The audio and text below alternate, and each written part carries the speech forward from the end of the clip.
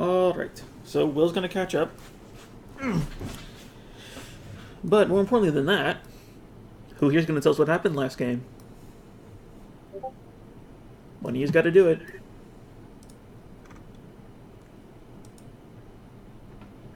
Do not make the DM pick someone. Not me. I was sick last time.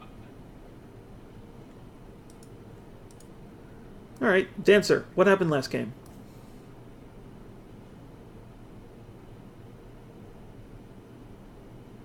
Do I have to? Yep. Please, tell the grand tale. All I remember is us going to the docks, trying to get a boat. Brand was horrible at it. My character went up, sweet talked someone, and we were able to get a boat. And then Bran and Armax destroyed another one for no reason, and we're locked in a boat. Alright, does anyone want to add? That is the gist. You also had some armor fun. Did y'all buy the magic armor? Yeah. Okay.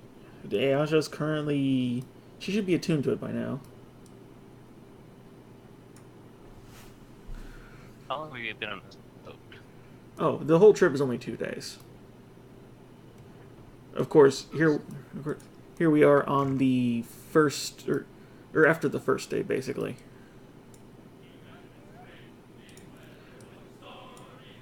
And then...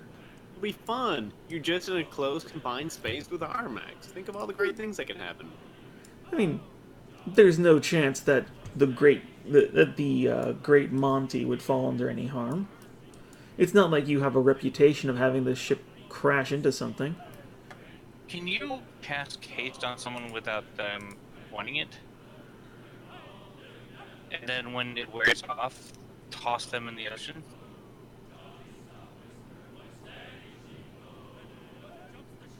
I suppose you could try. Okay, I want to do that to Animax.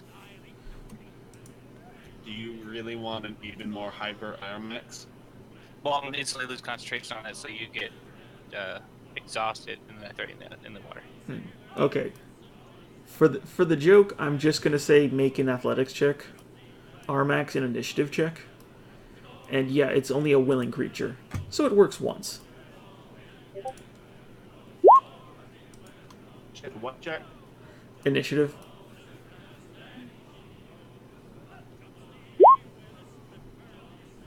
Yeah. So yeah. I don't know, I cook that. Oh, no, you don't have to do it. The initiative is just to see if he's fast enough to wake up before he falls into the water. Oh. Which, the ship being about 15, 20 feet up, yeah, he's a little wet, but he didn't hit the water very hard. And then... Alright, I feel better. You can come back up now. I think I was drinking again. Alright. Well, Was I drinking again? at the end of the first day, the captain graciously allows you to come on top of onto the top deck, although you are currently watched by at least 4 other individuals. One of them big as Yanit. I raise my hand and say, why am I being locked in this ship when I didn't do anything? That watched. And But I didn't do anything. correct. But as like one of the sailors are just going to like point at the 3 guys and just be like, their fault. Oh, I don't know them that well. You know, you could just not lock me up with them. I'm perfectly fine. Goodberry? I had cast these the night before. He takes a glance over at Christo, and you can just see him shake his head, and he just puts it down. It's like, no thanks. But they're good, and I pop one in my mouth. Yeah. Okay. Yeah. Your loss. You're kind of getting the impression that everyone here is kind of wise to what you guys are capable of. Like, kind of don't want any of that shite. For the record, I never did anything. Guilty by association. You can't prove I did anything. Maritime law, it's not going to go well. Nothing. But just before the sun sets, hey! Hello? You're Hi. a little shaky. Okay. It's over my phone, so we'll see how this goes. Right. Oh my. Sound good. Just make sure you use headphones so we don't get any reverb, because that'll hurt us. Give me a second.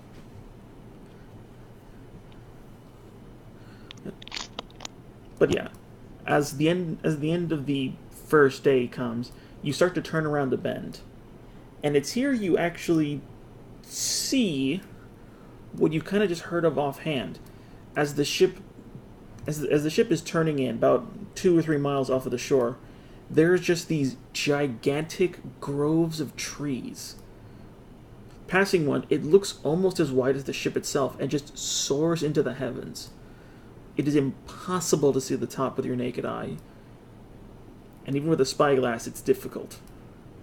And there's just dozens upon dozens of them, just some of them close together, some of them spread apart, forming almost what looks like a perfect barrier, getting thicker and thicker as it goes closer into where the Emerald Glades is.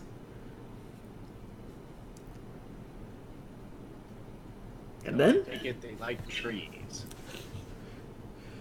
And then, the night passes.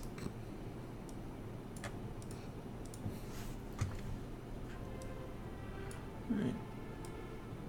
You guys, currently, after your 2-day voyage, make it to about here. Okay.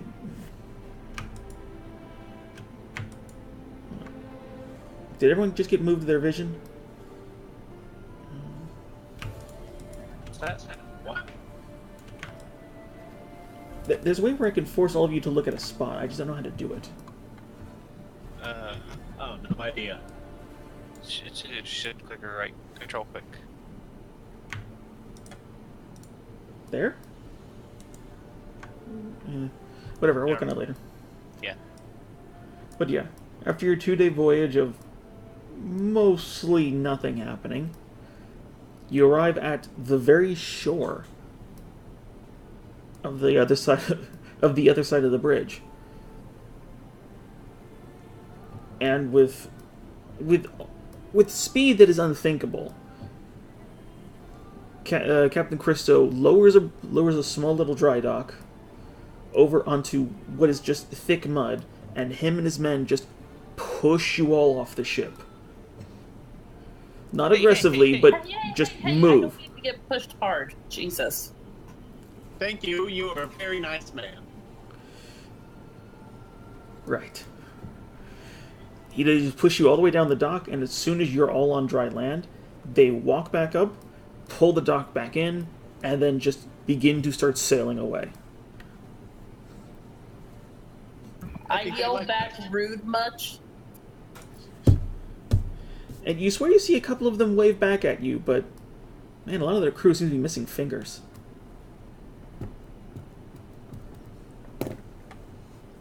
Oh, I know that wave. You know it well. Very well. Alright. So you guys are currently with all your gear and stuff in hand. You are currently thick in the mud. As apparently the sand that you've been seeing for most of the coastline isn't here. Instead, there's just a thick sludge that leads into the water. And you can begin to start seeing what looks like a city, though you can see what more visibly is just this beam of light going straight up into the air. It looks... Well, the bridge does have a road with it. It's a actually fairly well paved road. You know, it's cobblestone works, but there's some craftsmanship in it. And it has its own set of marble pillars, though these ones are far more elegant than the ones you saw before, and are inlaced with actual gold and silver. I immediately start walking on the road. See what have a file. Yeah. Well, looking at the road, it'll probably take you another 3, 4, maybe 5 days. But a quick fly from Armax can show, like, it's maybe half a day's travel to get there just going through the swamp.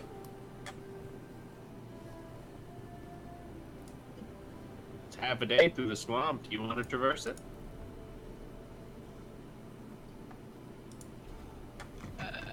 Not really.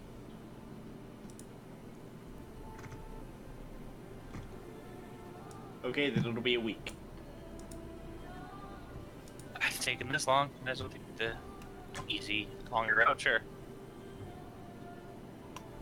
Well, I guess I just have to tell the people that Super Hitler took over the world because you didn't want to walk through the swamp. I can live with this. Me too. Did you say something, Will?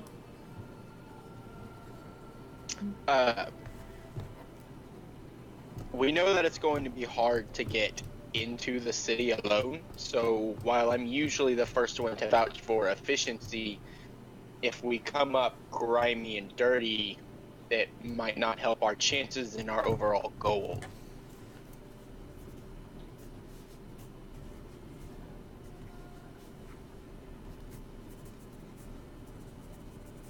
Suit yourself.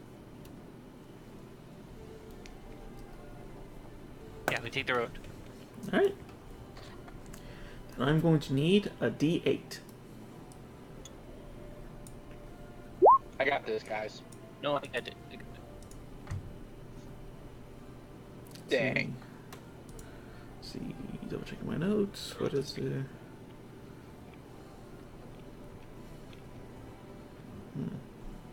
Alright. It's gonna take us 3 weeks. No.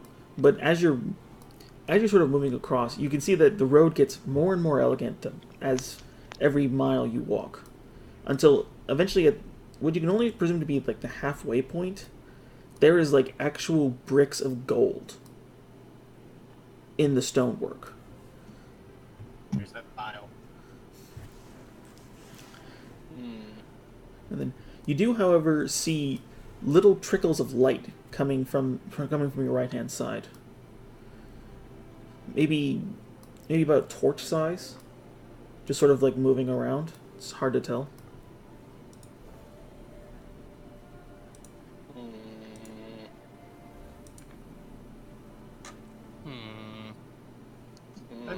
I'm sure it's just city guards.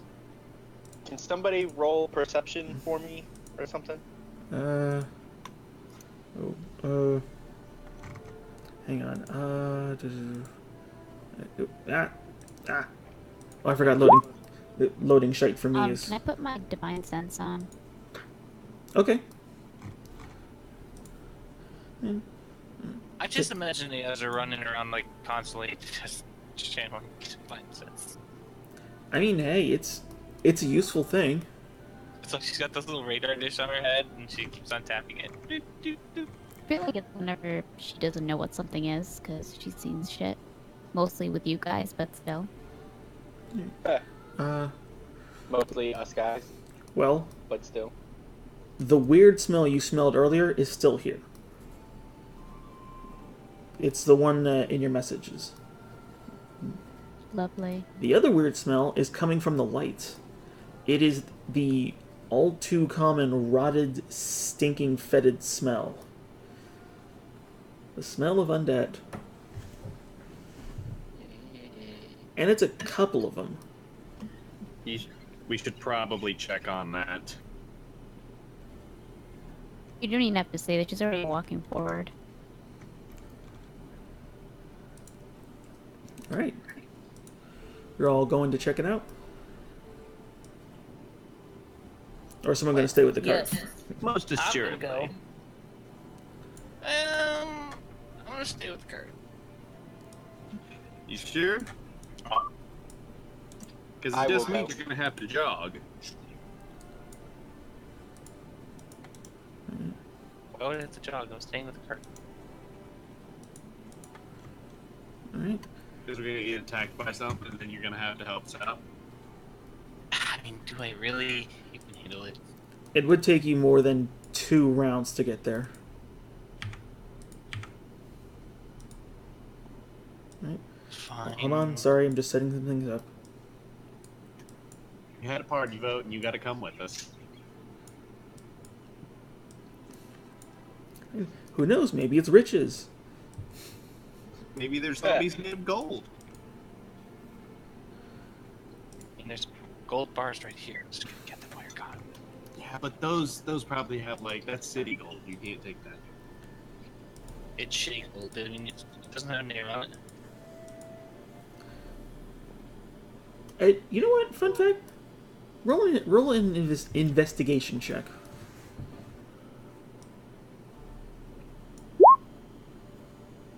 My dice are broken. There's something written on them, but you don't know what it is. Says original brick, do not steal. Made in China. Says, Right? Can y'all see right now? Fraggle. I see thing. Yep. All right. Just making sure that for once this actually bloody works. Like, it takes me a minute to edit anything on any token onto your character sheet. It is a bastard.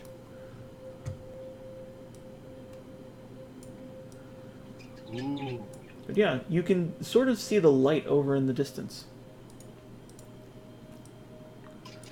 I want to go investigate it. All right. Yeah, so it isn't that bird. Yeah, I'll go check out the thing. All right. Then it's time for everyone's favorite game. Oh, No. get that out of my way. No, Soft combat. No, it won't minimize it. Oh. Need it, John. Okay, good. We're cool. We're cool. We're Oh. good. I thought you were Okay. seeing what you were Right. seeing. Oh. I'm on my phone, right? So my screen is tiny, and apparently Roll20 does not adjust to mobile. Oh, So no, I no, haven't- hell no. Put it in desktop mode. Yeah. It goes to mobile if Oh, you have, sure. if you pay for it. Yeah, no, well... Oh, yeah, that is true. They made you have to pay for that. I have no idea how to put it in desktop mode. Are Is it you using Chrome? Android? I am. Okay, do you know the thing you use to hit the reload tabs and all that? Where it gives you the Yeah. options? If you click on that, one of the things at the bottom is desktop mode.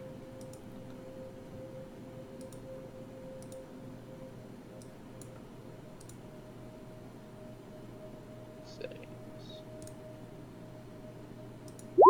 Yeah, you click the 3 dots in the Google on the right side of your URL, and Eleanor? it has request desktop site. Eleanor.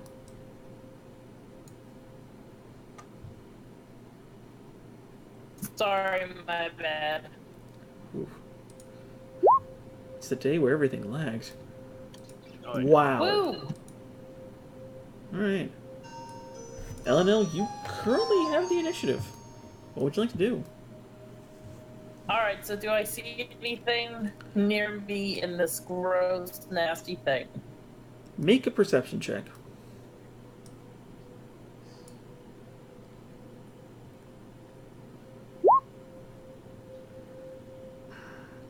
I mean, you see what appears to be like a couple snakes, though nothing you can discern to be poisonous.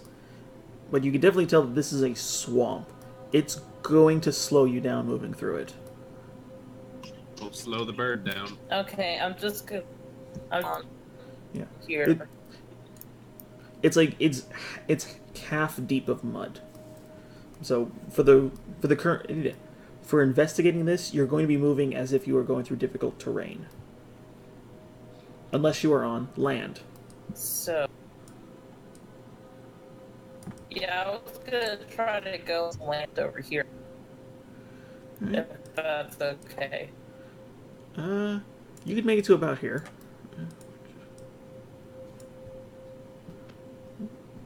Ta-da! Yeah, and now you're on land, so you're fine. All right. Woo! That was your action and your movement. So bonus action. I'm just gonna stand to see if anything's gonna hit me because I don't see anything. I'm not gonna do anything. All right. Bran, you're up. You are currently on land.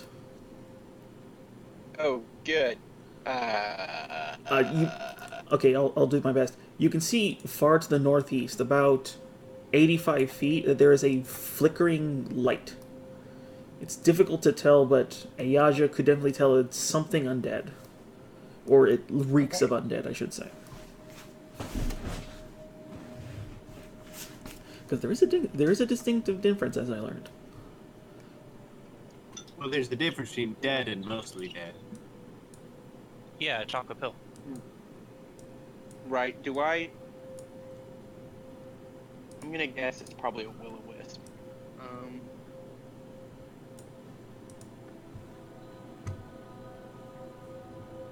Nobody's attacked it yet? Nope, it's just over there, whatever it is. Okay. I want to do my best to sort of skirt like a long ways around it to see if I can figure out if it's alone. All right. Are you gonna go through mud or through land? Through land. All right. So you can move 30. No, 35. Yeah. All right. No. Oops. Let's see. Moving your speed, you do get you're about 15 feet ahead of Elenil, but you had to go more north than east. The coast that you're on currently goes north as you stay along it until there's water, and then at the top it sort of cuts east, but that's like the last two tiles. It would get you within 30 feet of it eventually.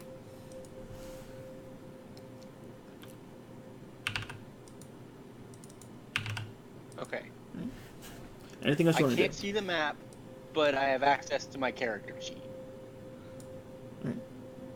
I might be able to fix that second one. Anything else you want to do?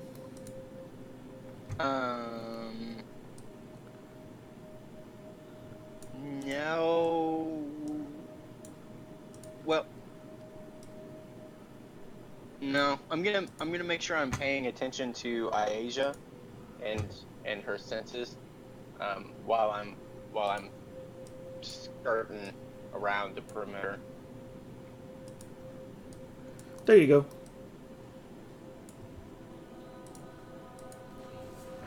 You now have a rudimentary map. Yes. Oop. Oh, and that closed because why?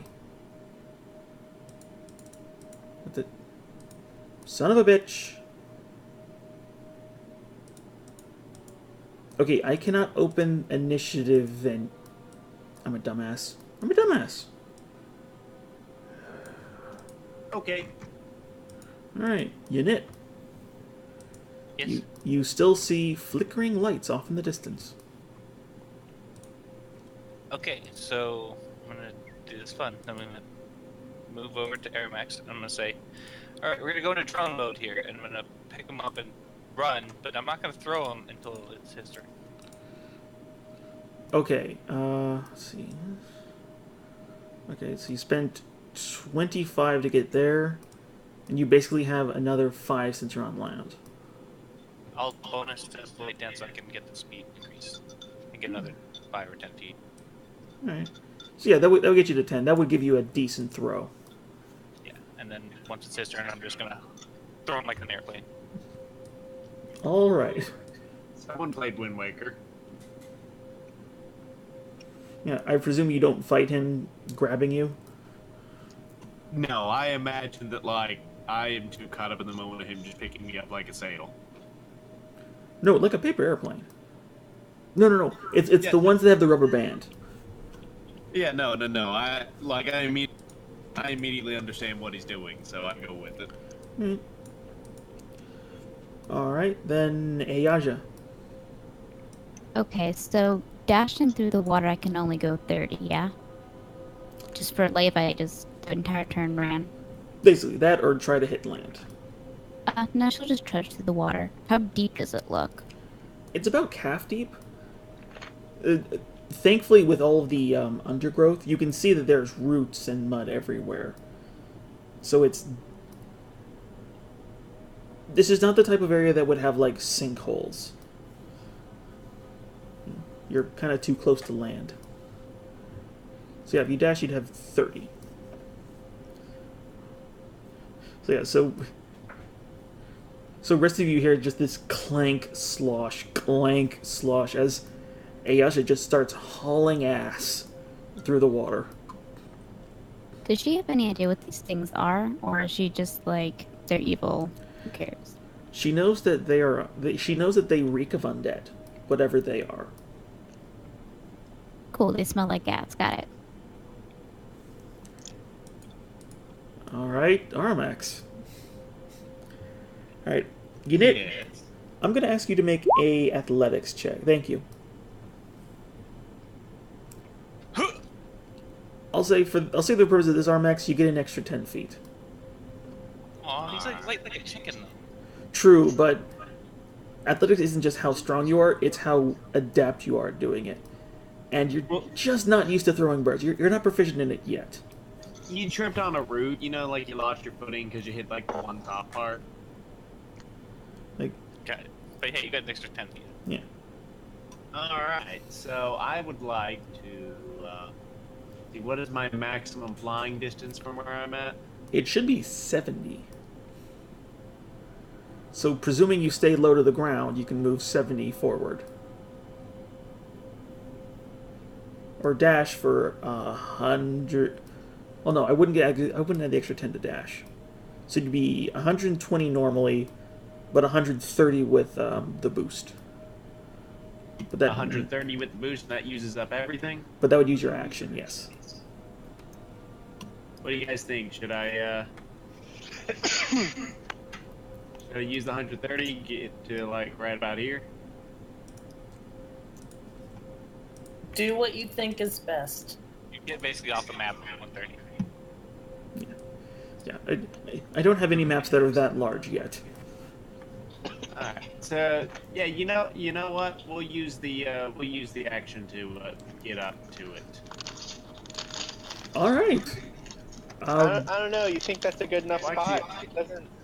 Well, doesn't wait, hold on a look second. super You great. say I can get that? Wait, I can get to about 80, like right there. So Like right now, you can hit 70 with no problem, and you still have your action. let's see. And does that include the plus 10? Yes. How far away? So about. I should be able to see the will-o-wisps from that distance. Oh, absolutely. Okay, then yeah. You can tell whatever that thing is from right around there.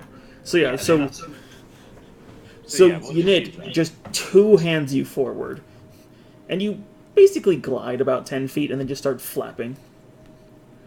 Right? Flappity flap flap flap.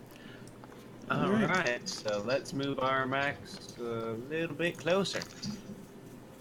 And a little bit closer now.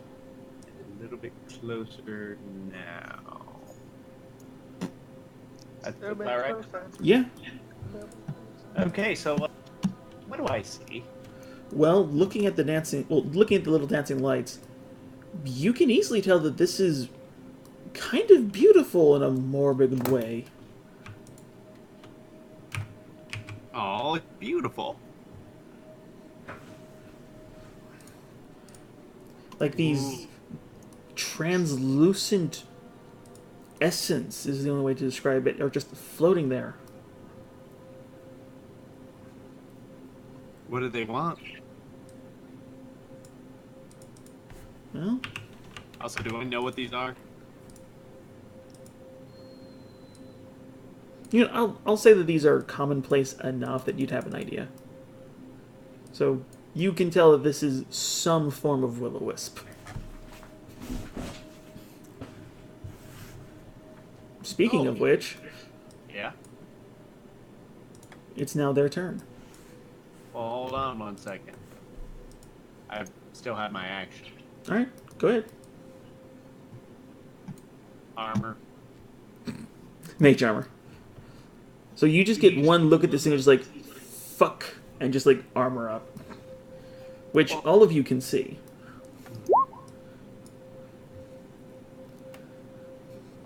So you have these, like these purple leathers just running all over you. Indeed, I do. All right, is Better that your turn? safe than sorry. Yeah, it's my turn for now.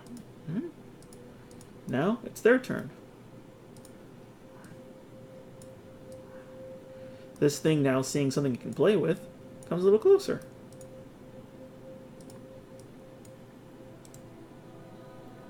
And so does this one.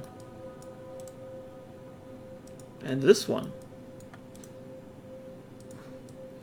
Suddenly, the entire forest here just begins lighting up. As each of these seem to be almost worth a torch. Ooh.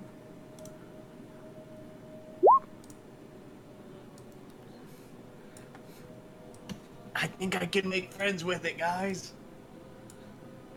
I doubt that. Now then, see, it just you're- currently begins dancing in front of you. I dance back.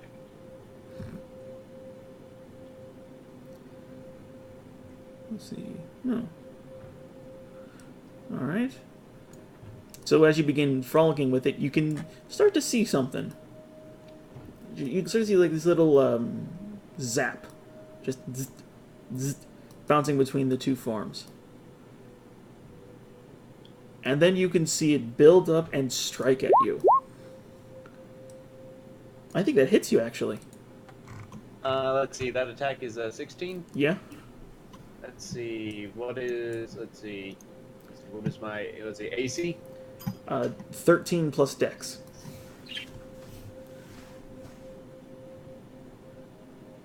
That's a hit. Yeah, that's a hit. All right, you take 7 lightning damage as this thing just... Again, lightning, your most hated form of energy, as it just begins lighting you up. And you start generating light. Oh God, it's tasing me. Yep. I also need you to make a Constitution saving throw. Can do. And this is considered magic, if that's relevant.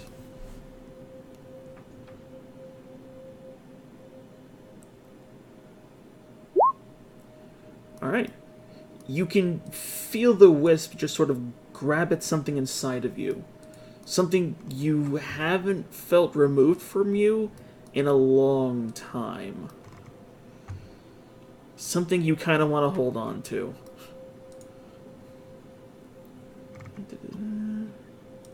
My virginity. Oop, sorry. Alright. Now then. All the other ones can smell the blood, so they're up next.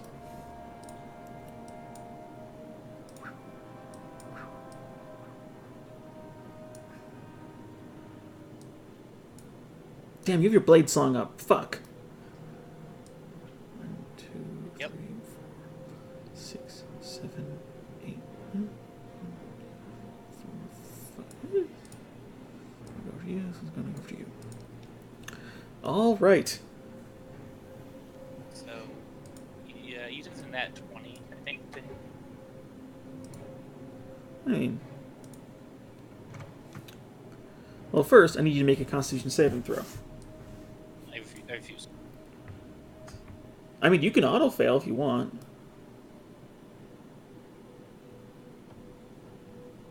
No. What am I saving against? I didn't see an attack. Well, as this little ball of light starts dancing in front of you, you can tell what it's doing as you begin to see part of your soul being ripped out in front of you, but at the very last instant, you just grab it back into yourself. As you almost feel the entirety of your life force drained in a single instant. Was that like a spell? It was a magic effect, yes.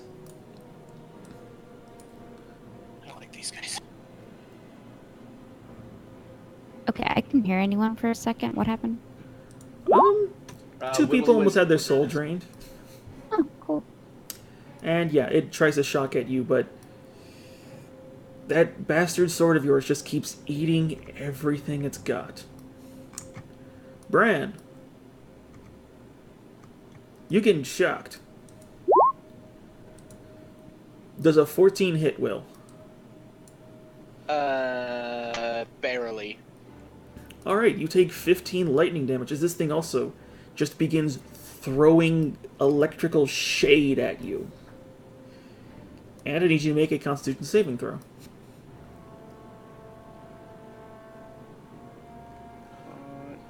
Let's see. Well, that's going on. Did it work? Did it roll? Yes. Yep. And you two just barely retain your soul as its dancing begins to just mesmerize you and draw out your life essence. It's also going to shock you. Yeah, I'm good.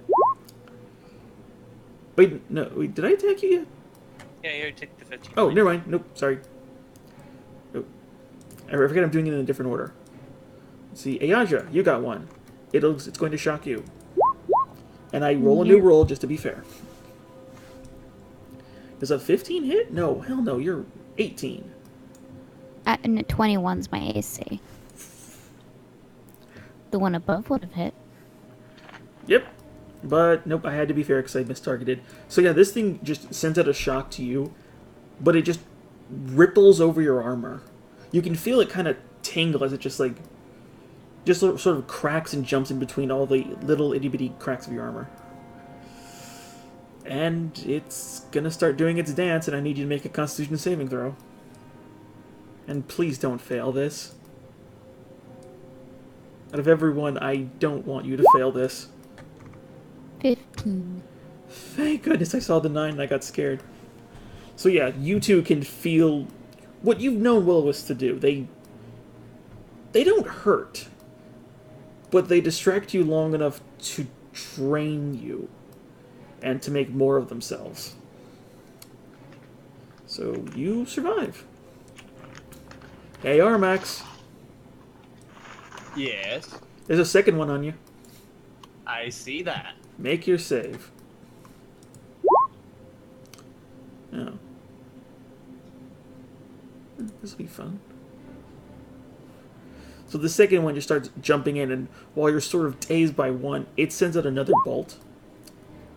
But instead of hitting you, it actually gets drawn to your rod. And it misses. Aha! And now you really feel it. You just barely retain your soul. No. I need that. Yeah, as basically everyone comes in very close to death. Instantaneous death. Well, wait till the next round. I still got 5 more of these guys. Did you know they're CR1? Huh. Plus CR ratings. Well, by the way, Eleanor, you're up. Okay, so my time in the forest, learning druid stuff. Would I have ran across these before? You would have definitely heard of them. These are kind of one of like the nuisance creatures, but you wouldn't have actually had full hand experience. Basically, you and your people would just know to avoid them. And on knowing to avoid them, would I know what their weaknesses are or anything like that?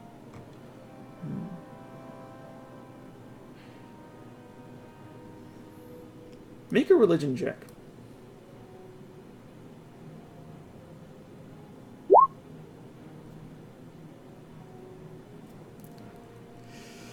You definitely know that there's some weird things about trying to attack it. But you really can't recall anything specific. Basically, it's just why mess with it and learn.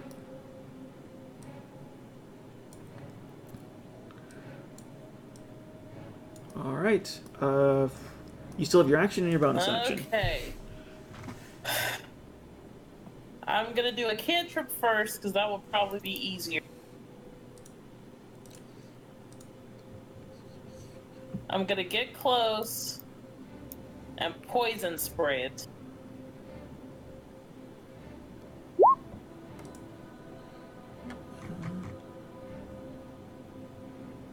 Alright, is that con? Alright, you whip a ball of poison at this thing. And it does seem to splash over the two little small spirits, but they don't seem to take any notice to it at all. Damn it. So I yell out, poison doesn't work. They're undead, dear. Oh. Poison still doesn't work. Yeah, we got that. Yeah, the two monster hunters here basically know what's going on. So, bonus action? Yeah.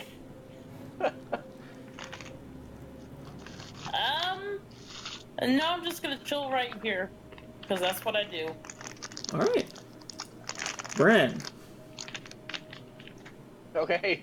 I'm limited in my view. Who's One of them in the most danger? Armax. He's currently where he was in the picture. Or Okay. he's 55. He's 55 squares as the crow flies from you through mostly water, and he has two around him. But you have one on top of you as well, and there's one attacking Ayaja, who's 30 feet to your southeast, and one attacking Yanit, who's at your south by southwest. I'm not really worried about Ayaja.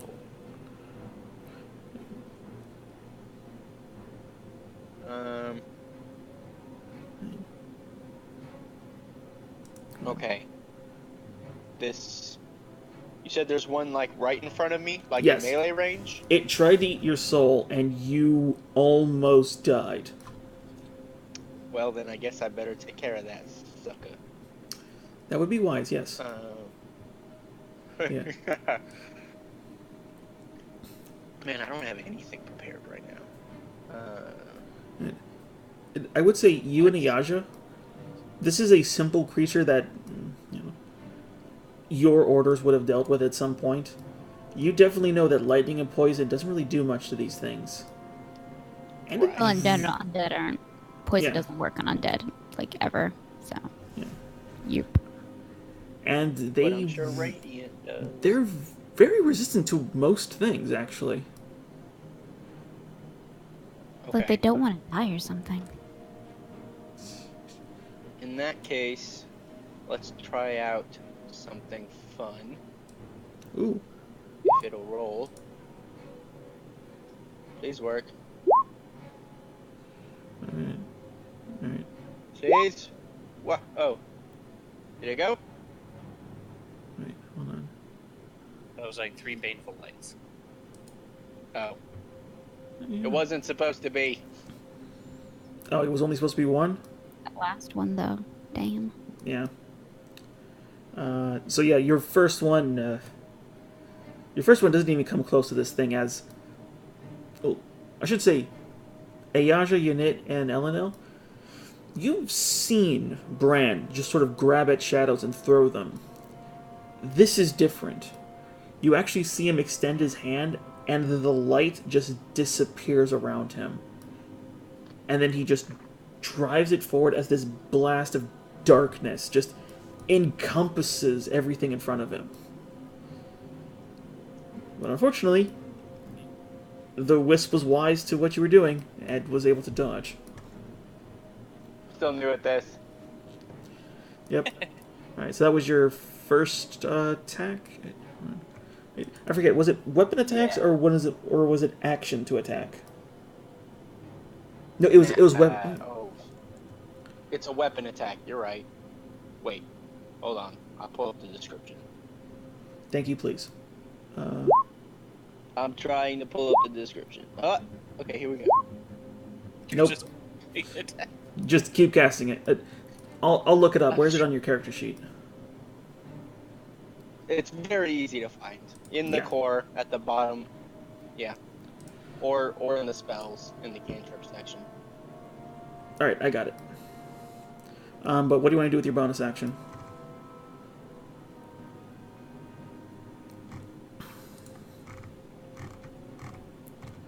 with my bonus action, I am going to draw my blade of ivory and activate my blood right. All right. So seeing that not work as well as you had hoped, you draw out your ebony or ivory? Ivory. The one that doesn't do necromancy damage on something that's undead. So you I pull up don't need to heal it. the bone white blade, and just begin whispering the words of someone you hold dear, as the coldness in the air just begins to collect around you, and little bits of lightning just seem to start jumping around you as well. Yes. All right, so It's an air elemental thing. Unit, He's right there. hit him with a wrench.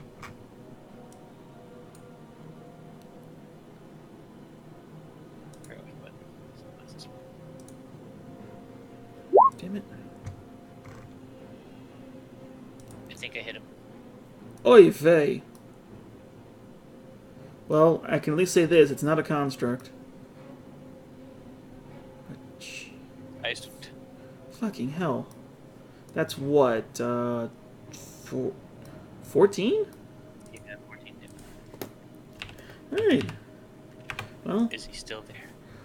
where you've normally have had really hard times with incorporeous elements, this large wrench, which it is a functioning wrench, you just drive onto it and you force one of its parts to just drive into the ground and disappear.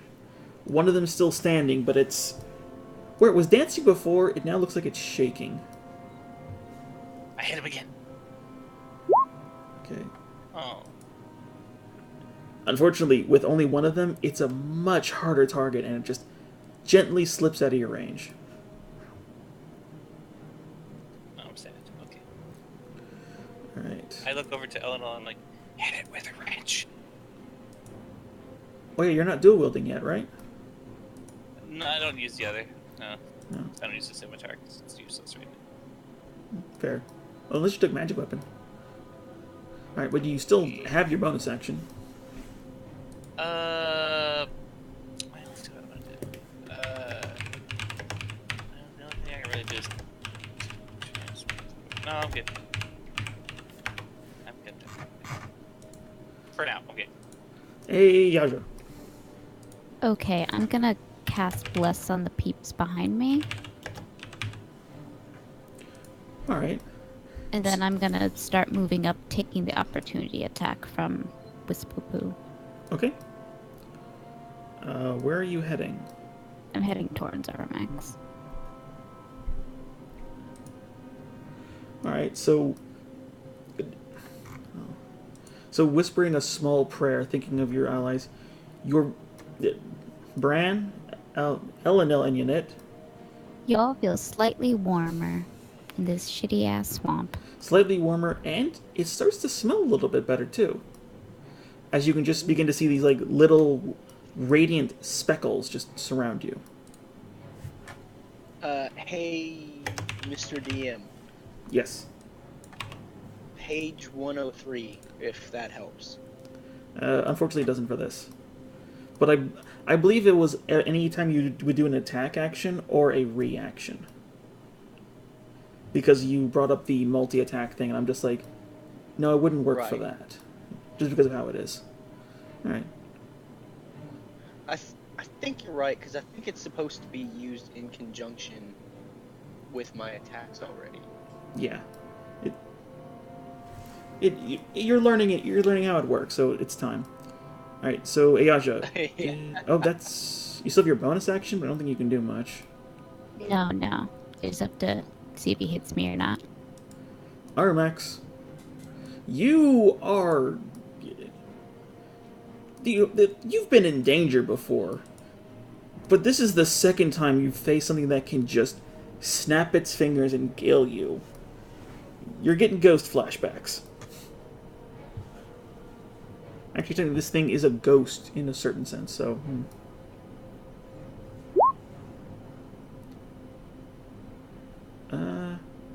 Nope, it does not take one. Oh, he's polite. What a sweetie pie. Cute. Alright, Armax. Yes. Alright. You missed that whole thing, didn't you? Damn it. Unfortunately, I did. What? Alright. Once again, you come to grasp with, this is a creature that can instantly kill you. You're getting flashbacks of the ghost. What do you want to do?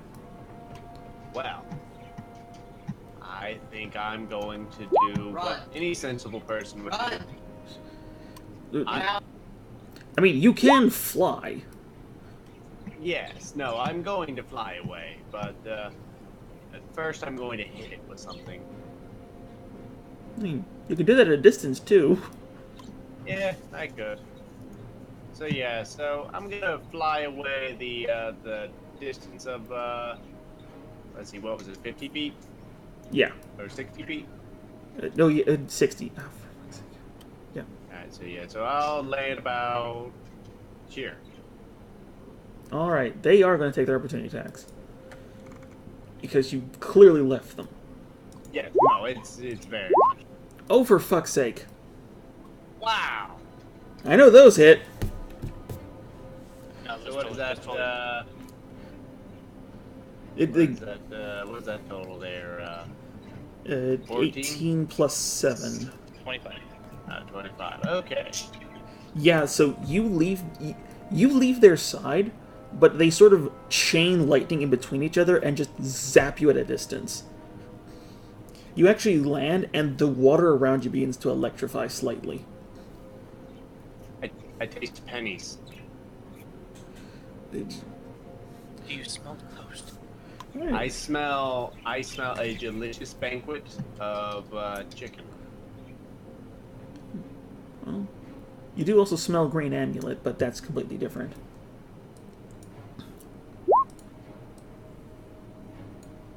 Alright, targeting which one? The first one. The one that hit you first? I hate him the most. Alright, so yeah, that hits. So, Well, I can't. Of course it hits. alright, so that's 14? Yes. That's for. Yep. I hate it when my tokens fuck up. Alright. So you did hurt this thing. You hurt this thing a lot. As each of these, like, purple missiles just home in on them, and then just wait in the air, and then just blast. Almost like little heat-seeking mines. And it's hurt pretty bad, and one of its heads is now gone. But it's still standing. Not for long. Yep. Alright, is that it? I just shout medic. Alright. Medic. Alright, it's their turn. Alright. Yeah, you didn't go very far, so he's just going to use his extra charge to go at you. 1, 2, 3, 4, 5. This one's going to come up to you. This one's not done playing with you. Alright.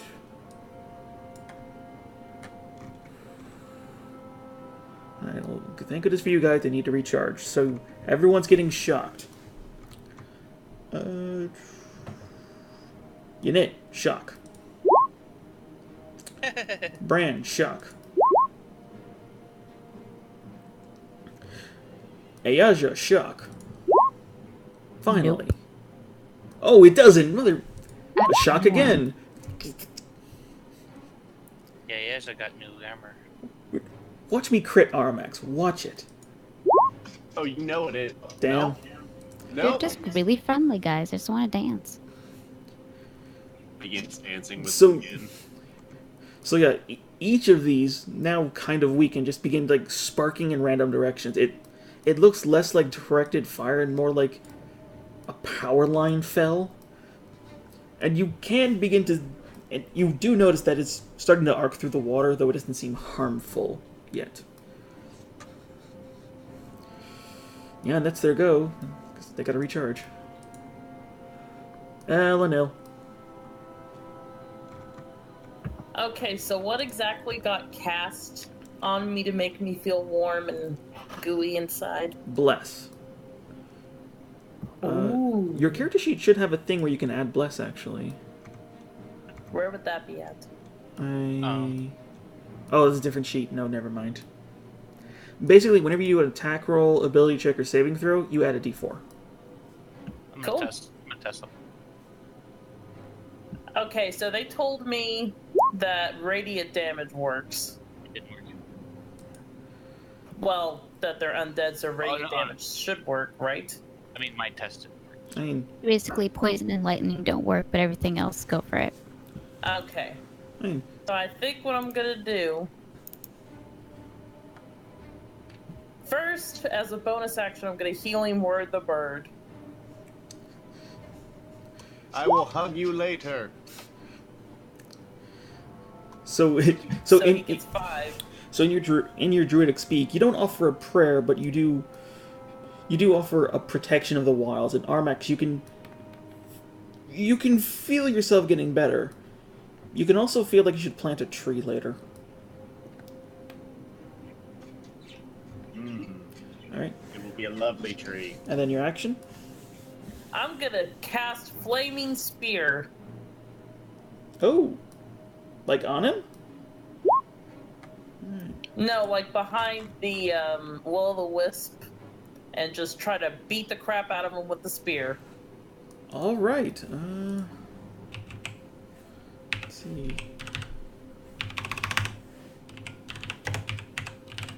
All right. So. Oh, hold on. Sorry, just trying to find a photo for this. The one in front of you. Elenil? Yeah, that one. Alright, and can you cast the spell so I know what it does? Oh, sure. I found it. If you go into your cog and on the right side it says show global save modifier and global attack modifier field, and then you go back to the core page, it says blessed. Ah, okay. Alright. So yeah, so this thing is going to... I think it gets a dex save? I definitely need to see the spell. It depends if you're ramming him or casting it on him. Oh, she said ram. It's a 5-foot diameter spear of fire appears in an unoccupied space of your choice within range, lasts for up to a minute. Any creature that ends its turn within 5 feet has to make a dex save. Creature takes 2d6 fire. And as a bonus action, I can move the spear 30 feet. Well, you've already done your bonus action, unfortunately. Yeah, well, I'm not moving it. I'm casting it, like, pretty much on him, since I can't move it. I mean, well, is that okay then?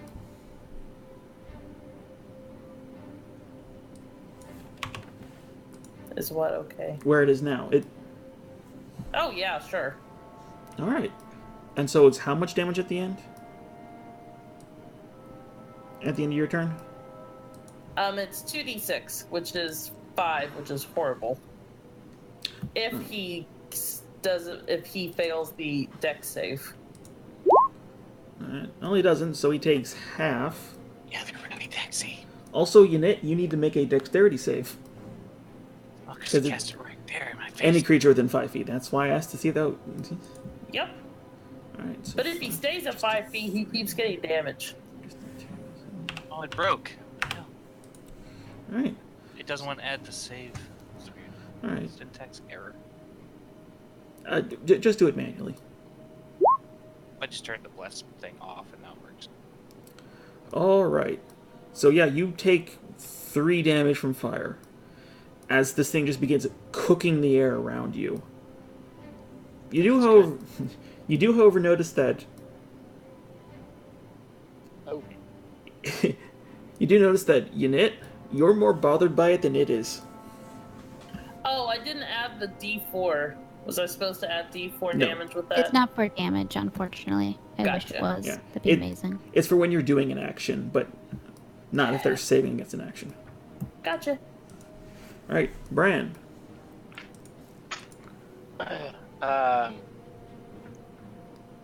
So I still got that one in front of me. Yep, and he's untouched. Is Aromax nearby? Armax is within 35. If you move 35 to the right, you'd be adjacent to the north by Armax and to the east by Ayaja. Okay. So I know Aromax is looking kind of rough.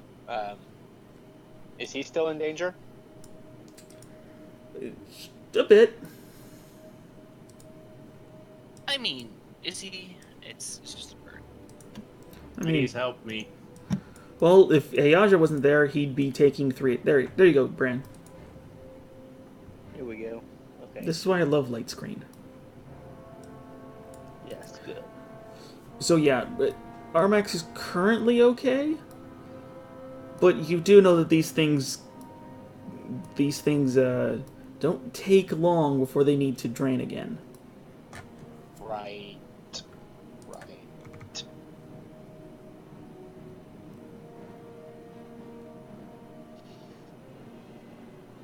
Yeah, I wish they were within 5 feet of each other. Okay. And that is If I don't water. kill this one, Yeah. If I don't kill this one on top of me, it's just gonna follow me over there anyway. Yeah, and you'll be in an undead kill box. Yep. So I don't want us trapped. I will go ahead and use my action to take a swing at him. Did it roll? Yep. Hey, bloody hell, you crit. Yeah! Suck it! Alright, roll that damage, because this... Oh, wait, no, you do ice and lightning damage on top of it, don't you? Yeah. Oh, boy. And radiant. And radiant? Because I'm using Oh. the Blade of Ivory. Right, okay. So, magic weapon. So, So many damage types. yeah, alright, so it does take the full 14.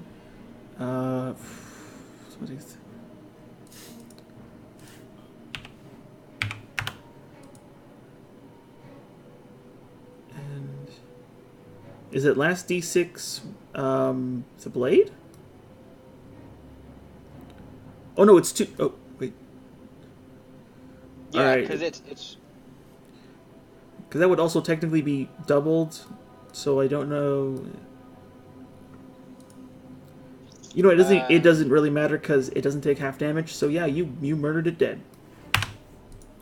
woo! You just plunge a blade into it and twist. And even for an uncorporeal entity, you just rend its innards out. And it wisps away to nothing. Smart. Alright, that's your first attack.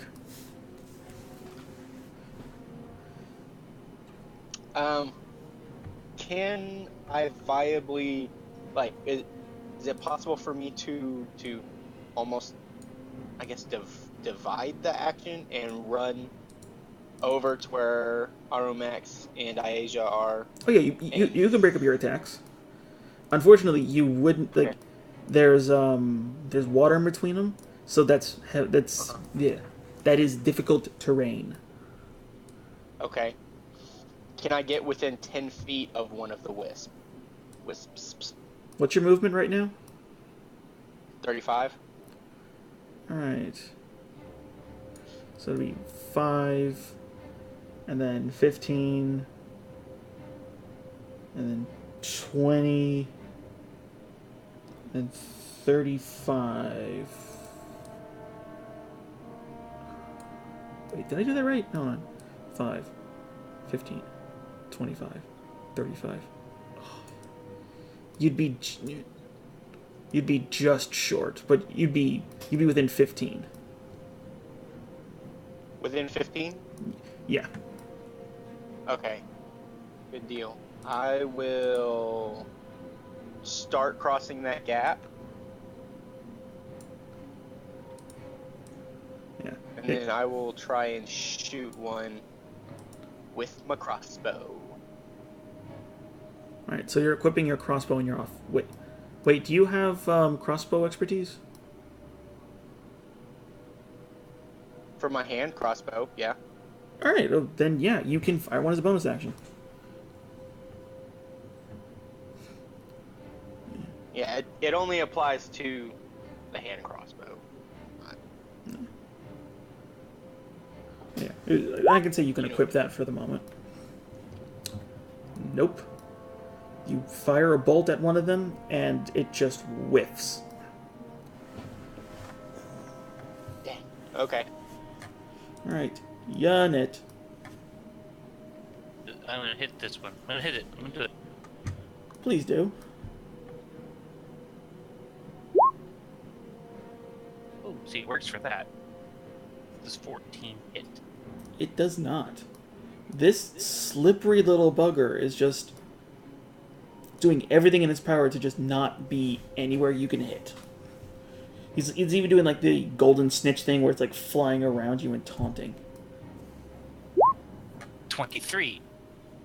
That hits. Okay, the 6 damage. Does that kill him? You strike and you hit him back to where he was, but there's just a small hint of him still there. I'm not doing this. Okay. Can I run through his space?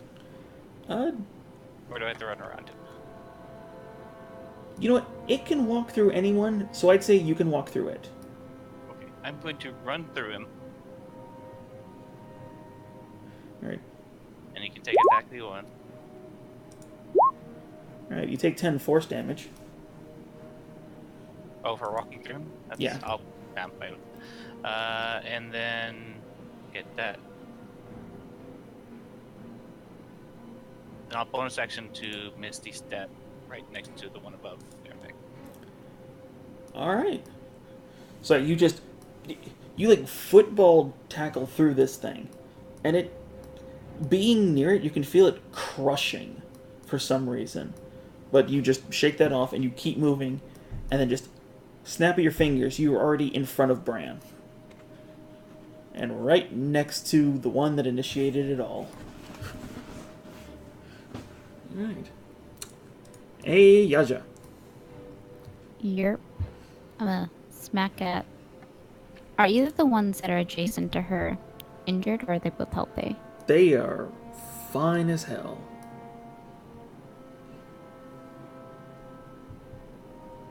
They're not injured. Cool. I'll attack the one lower then. Or Alright, so attempt to. you're southwest.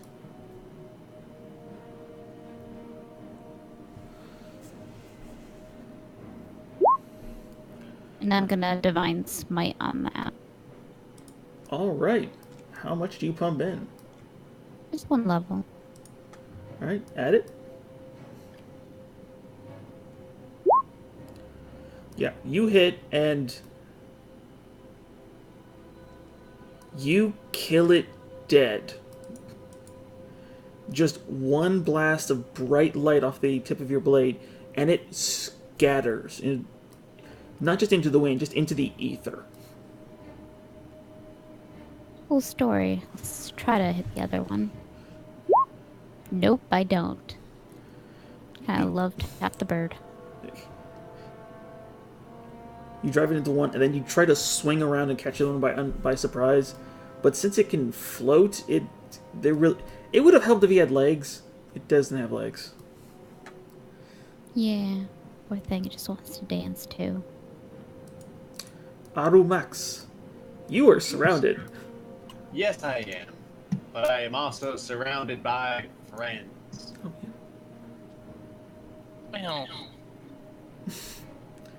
yeah. Well, Don't break my heart in a match that can kill me. So Arumax, How's the one in front looking towards me? pretty beat up, but your little friend's got that itchy trigger finger again. You can just hear him. You can just hear him in the back of your head. Dick, use me, use me, use me, use me, use me. Like he was on a boat for 2 days. You did not get to walk your pet. We'll use them in the future. Alright, How's it looking now? murdered.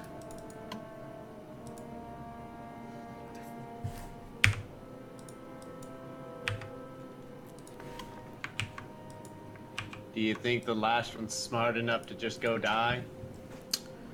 Just go home. With their intelligence? No. Oh, they're very stupid. I mean, undead. Alright. That doesn't mean they can't live fulfilling lives. Which means it's their turn. Alright, it's gonna shock a Yaja.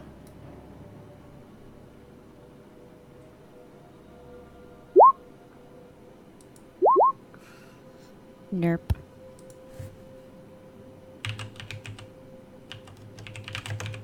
I mean, are you sure that didn't hit? Whew.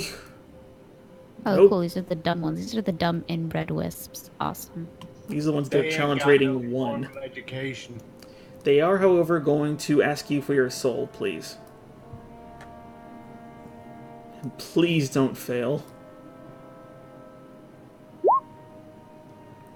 Yeah, you're good. You can feel it nipping at your essence, but it's just a simple hand wave to push it off. And that's them. Elenel, clean this... Oh, no, it's the end of this turn. Never mind, sorry. Well, is the one in front of me still alive? Just barely. Well, since it ended its turn near the flaming sphere, it gives another 2d6 damage. Oh, whoa! Oh, he didn't have his turn. I'm so sorry. Thank you for reminding me. Well, that's 12. Yeah. See, he's So- gonna shock you for 20, or shock you for 3, Okay. and it's gonna try and take your soul, because that's literally the only way it lives.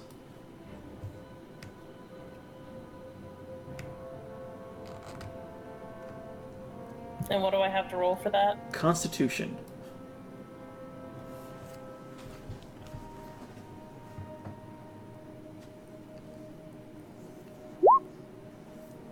Let me add the blessed thing.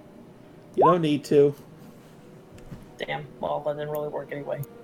So, you're also into the party of feeling a bit of your soul being ripped out, but you just like sort of steady yourself and just push it back in. Okay, now it needs to make a dex save. He's dead. Even with the dex save at half? 3. Yeah, okay. You would have to roll all ones for it to live. Good thing I didn't. Alright. So, yeah, it's your turn.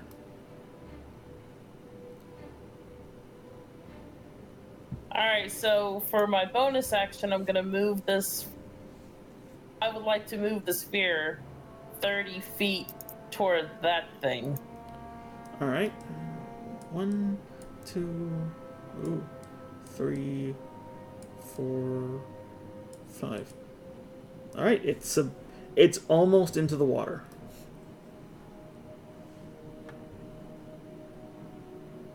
And I forgot about the water, but Oh, we'll see what happens. it floats. It's a magical fire. Should be fine. It floats. You're fine. And then I'm just gonna. There. And that's it. Okay. You take 12 fire damage. Oh shit, can I like retcon and be back here? Yeah. Okay, thank you, I forgot about that. Yeah, I'm gonna make that a token just so everyone will know. Alright. Okie dokie. Bran. The ones you were going There's for only- are dead. So 10, So what's left? 20, 30. There's one 25 feet to your right next to Ayaja, but it's up one tile, and it's all difficult terrain through there. So I couldn't reach it anyway. Probably not. No, if you had decent enough strength, you could try and long jump. But yeah, you can get close and like throw something. Can I get within 10 feet of it? 10, 20, 30. Yes, actually. Okay, and it's the only one left? Yep. Perfect. Let's try this again. Look. Did it roll? No, I can just roll it if you want. Yeah. I mean, you know what I'm going for. So. Yeah, the only thing you have that's range 10. So yeah, you again just begin absorbing the light around you, even the light coming off the little will-o-wisp. And as it grows darker, you just extend your hands and fire this unimaginable black void at this thing. And unfortunately, it's fast enough to just dodge to both sides. It does give Ayasha quite a stare as everything around her goes black for a good 3 seconds. Like when she was a teenager. Good times. Yeah, Nit. Oh, yeah. 10, 20, 30. Yeah, you can get next to it. Hit it with wrenches, guys! Hit it with wrenches, guys. 19 hit. That hits. 7 damage. Alright. I'll hit it again. Oh no, it's magic. I think that one hits us by itself. Yeah. Oh, I didn't even add bless to that attack. Oh well, doesn't matter. Roll a d4. Roll a d4. And then... Well, will I'm pretty sure Unit's about to kill it, so it doesn't matter. Let him It get it. He needs more still kills. lives. roll your d4, see if you give it a little more damage. Okay. Okay. Yeah, I had an inkling like it was going to survive that. Because of its resistances. Actually, no, it's because these things have surprisingly high AC and decent hit points. Roll. You want me to roll for it? Or you? Oh, you Alright, Ooh, nope, still a miss. He does not Still hit. a miss. Wow. Yep, 18 did not hit, 19 does hit. Congrats, Oh. you learned its AC. Oh no, that's all I got. Yeah. Hey, Yasha.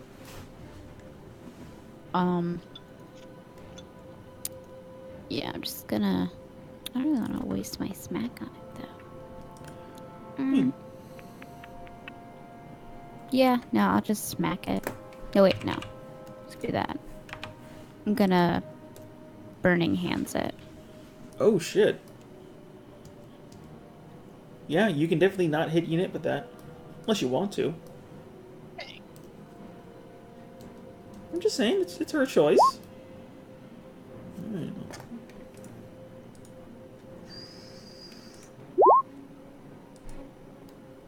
Alright. So dexterous. You go, boo. You go. I mean, You are Dex. they float for a living. And hey, gotta do you. So yeah, you just extend this cone of red hot fire, and it actually begins to burn a lot of the foliage and other debris that's around here. But as the smoke clears, you could still see a tiny little quarter-sized ember of this thing just bobbing drunkenly in front of you. Did you say Cool beans. Debris? Yeah, because I knew it'd piss you off. Sinkhole. I hate you. That's it. Alright. Aramax. Yes. He's just shouting in your head. And you only have one target left. Fire. You're using him? Fire. Alright. D100 followed by a... No, D6 followed by a D100. I'm sorry, was that D100 followed by D100? No, D6. Ooh. Alright. 30. Oh. Alright. Not as impressive. But yeah, you just pull this really annoying emerald just off your neck and just point it at this thing. Let's see.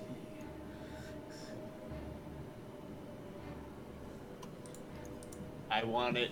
I want this wisp to die horribly.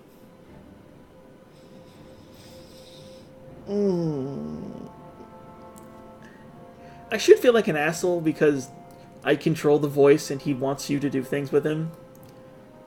But then part of me is just like, no, this is fucking funny. You point it at him and all of you can hear a loud, like, knocking. Like a hammer being slammed against a wooden door. Just bam, bam, bam. Unit Neaja, your backpacks immediately open and their contents fall onto the floor. No. Yaja, your armor begins to just slowly fall apart into little tiny pieces all in the mud. And Unit, your fanny pack falls off. Essentially, anything that had a closed lid or a jammed door opens and then falls off of your person. So we're all naked. It's AoE knock. Yep. He cast knock. The Will-O-Wisp, not having anything to open, is just there. No, he opened its heart. And, it's our ally now, so... And this is a swamp. Nope. If it had been one, I would have tried something. What? Open its hole, open its face, open what? No. Never mind. But yeah, and I would say, Ayaja, you're not naked because you have to wear something underneath that armor, or you would chafe to oblivion. Chafing. Yeah, you basically have like really light street clothes underneath it. So you're not naked. Literally, it's impossible to wear armor without some form of padding and underclothing. Take it from a guy who played football and didn't wear Under Armour for a while. Tisk. I still have scars. And it doesn't wear armor, he just runs around and... Oh, he has armor and now he has the leathers. Before that, he just ran around in pants. Yeah, but your leathers don't collapse together with thousands of other pieces. That's true. Alright. It's now its turn. Of course it is. And all of a sudden, it and its light just disappear. Oh, thank God it's approved. I don't trust it. Alright. Maybe we confused it. The wisp got naked. Do any of you want to do something? Yes, I want to swing where it was. Alright, make an attack roll. With disadvantage. God damn disadvantage. Right. So you swing to where it was and you just splash... You splash Ayaja's clothes. Like, the two of you now look like you lost a fight with a porta potty. I'm gonna slash where it was, too. Alright, make an attack roll. I'm gonna pick up what remains of that armor. Nope. Oh, the armor is fine. She can say a word and it'll clasp onto her. You're gonna be She likes wet. to. Yeah, and unfortunately, no. You swing at everything around you except your allies, and there's just nothing. Can I try to perceive my surroundings and see if I notice anything off? Sure.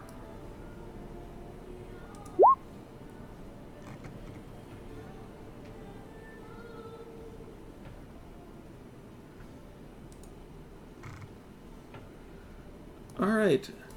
You do notice something. You notice that a small little breeze passes over here. Wisp fart.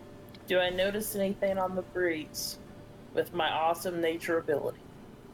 I mean, you know that there's no wind here, because you're in the middle of a thick swamp. There wouldn't be a breeze in here for a century. But you do see something just blow the leaves aside and just keep moving. I want my flaming spear to run after it. And I run after it. I fly over her towards the direction she's running. All right. I'm gonna say both of you make a perception check. Actually, no. Eleanor, make survival. Armax perception. You asked the wise guy. Natural 20. Alright, so Armax doesn't see shit. And Eleanor, to chase this, which you can now see it bumping into different leaves and vines, to chase it, you would have to leave your fiery orb behind, because it's just not fast enough. I do it. Alright. So yeah, It's probably been over a minute anyway, and it only lasts a minute. yeah, so you begin like trudging through more waters and very little land. Like you're beginning to see why this is along the sea. But yeah, you just see this little thing just like brush by something, or just like move under something. Just like, but it's significantly faster than you. How far away are they? I'd say at this they're like 300-400 feet. Like you basically had to haul ass to keep up with it. That was fast. I'm trying to think of a water animal that I could wild shape into. Catfish. Oh, how about a water snake? A dolphin. Could I do that? A water snake? Would that work in a swamp? Oh, absolutely it would, but it wouldn't be half the speed you have. Yeah, they're not very fast. Why don't you just turn into a mouse and then guide me? Ugh. Giant frogs are OP. Yeah, Or once it- toads. Toads. Like you are losing this thing steadily. Would a frog be hopping fast enough to keep up with it? Do you think? What's your CR right now? You're a moon druid, right? Yeah, I could do 3 and lower. Alright, so what is the speed on a giant frog? They have a 40 swim speed and a 20-foot leap. That's normal frog. I'm looking at giant frog. Yeah, giant toad, yeah. Giant toad have the same thing. Oh, giant. Oh, that's different. Giant frog is 30-30. Giant is 40. I mean, like, Unit, you're a robot. Am I wrong? Yes. Yeah, Discord is just being an asshole tonight. Yeah. And so is Will. Sorry. No, I'm not. Okay, now you're. Okay, everyone sounds like a robot. Everyone disconnect and reconnect.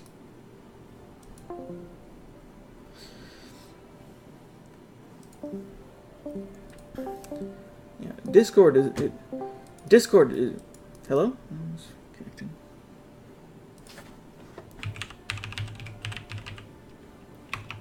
I don't think the swamp is deep water unless it's Oh, ow. water. Okay, does everybody sound like a robot to everybody? No. Just me? Yeah.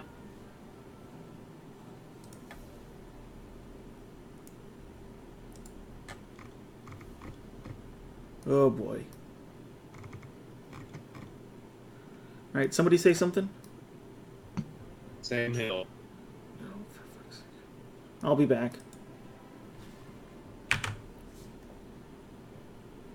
I can't see flying creatures yet. A splintering bolt at it, and as long as the bolt hits within 15 feet, I should be able to hit it with my right damage, which will remove its invisibility.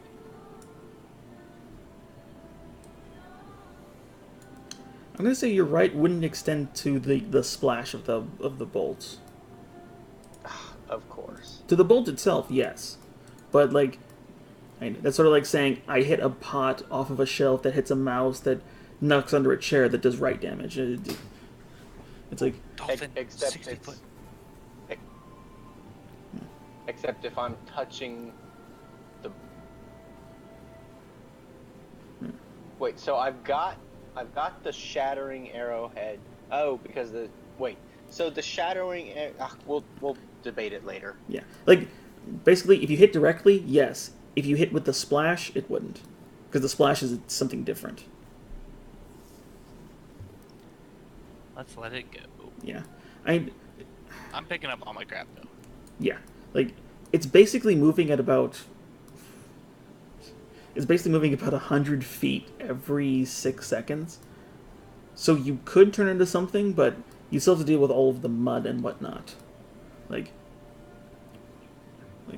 short of something that can fly.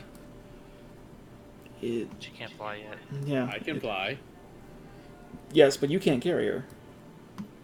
If she I'm turns just gonna something keep running small. really fast, and I'm gonna try to use Druid Craft to stop it, like throw vines and branches and shit in the way. What is the range of Druidcraft? Whatever range I want it to be. 30 feet, Yeah, no, it's well beyond that at this point. son of a bitch. Yeah, like it's not Is there getting any way? like it's got to be at least after about 6 rounds. Yeah, it's more than about 130 feet away. Yeah, the max of most spells is like 120, so. Yeah, there's no way I can hit it. Well, It's like- time to turn around. Yeah, like this is its home turf. He's gonna go back to his wife and Dusty kids. Trail. Yeah, but I mean, hey, you did depopulate the local will-o-wisp population. Yeah, we helped them out. They were all babies, and we just ruined someone's day. Some mom's crying somewhere. 3 of you were literally 1 point away from dying. The DC on that was 10. I didn't think any of you would have failed it, but you all almost did. Alright. Yeah, you didn't think that ghost would kill me either. Okay, that was different. That was hilarious. Alright. But yes. It takes you about another day and a half. Right. Well, after it takes you about good 5 hours to pick up all the stuff that you left behind. Yeah. Like, all of your bits and baubles fell out of everything that was there. Like, even, the silver garnet, which would have been in a box, and, the cat's eye would have fallen out. But, All of Ayaja's smudge is covered in mud. yes. That day. Yeah, you begin summoning the armor, and it's 100 different mud pies just hitting you. But there's theme music in the background. It's just full Sailor Moon still. It's gross, but still cool. Yep. But I presume Unit would start prestidigitating like a mug. Oh, yeah. Yeah. So yeah, Gotta it's clean it up. so on the cart you basically get cleaned up pretty well. It's gonna be hard to get the smell out of the leather though, but not impossible. Well, I have incense good sticks. work, guys. Good work, guys. In the future, just so everyone's aware, if I am able to hit a creature with my cold air elemental powers, it will prevent them from becoming invisible for about 6 or 7 seconds, as well as make most of their cover useless. Fuck. Why did you tell us this before now? It wasn't relevant. You and your weird secrets. I wish the DM wish he knew that. It's like bloody I hell. haven't encountered anything with cover before. But yeah, Or that fight was invisibility. great. I Okay, barely got both touched. of those are not true. The hobgoblins in your first real fight used cover. You just then blew it up. I didn't have that ability then. Oh yeah, also we blew it up. Yeah. Alright. So, does anyone want to do anything in the last legs of the trip? Well, wasn't that an exciting fight? I barely got touched. It was great. Can I, like, as we're moving, practice holding Aeromax up like an airplane? Yes, I'll practice that with him. You know what? Sure. I'll say... Unit, make an athletics. Armax, make a dexterity. As this is a 2-man operation. Mother. I'm getting new dice. Now, Change your as color. much fun as it is to throw Aramax around, maybe in the future we don't make it part of the plan to throw our least tough party member right into the middle of our enemies. And as you say that, Yanit, standing on the back of the cart, doesn't realize you're about to go over a bump, and changes his angle and just drives Aramax into the back of Brand's head, knocking the both of you off the cart. Perfect. Oh. Don't worry about Don't worry This about is me, what I'm guys. talking I about. landed on this brand-shaped pillow.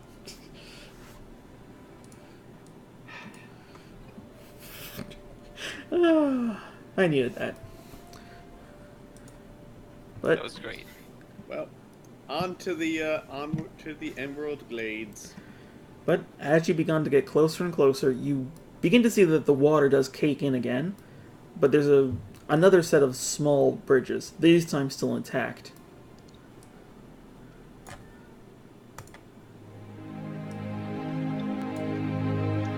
That is way too loud. Alright, can everyone see that? I Yes. see rings and Wait. spiders. Big Bran, can you see that? No, I can't. I was lying. I'm sorry. Isn't that that town in Resident Evil that got destroyed? Alright. Is that a bard story? A very shitty part. Alright. So, coming up, you can see why their roads are paved with gold and their bridges are made of marble. You see before you an opulent series of rings surrounding one large central structure. Each of these rings seeming to have the entirety of 2 or 3 towns. They're about, each one being about portcullis in diameter and going around for what seems to be Holy crap. countless miles. Why are we even helping these portcullis people? Let's just live here. Right? I will say that this photo is lacking a few things. The outer ring, that is almost completely walled off from the outside. It is a literally solid wooden wall that upon inspection doesn't look like it was placed there. It looks like trees were grown and then merged together into a flat surface. And looking over that, you can begin to see that there are domes over each of these rings, forming 3 different colors. Let's see. Red, black, blue, and white.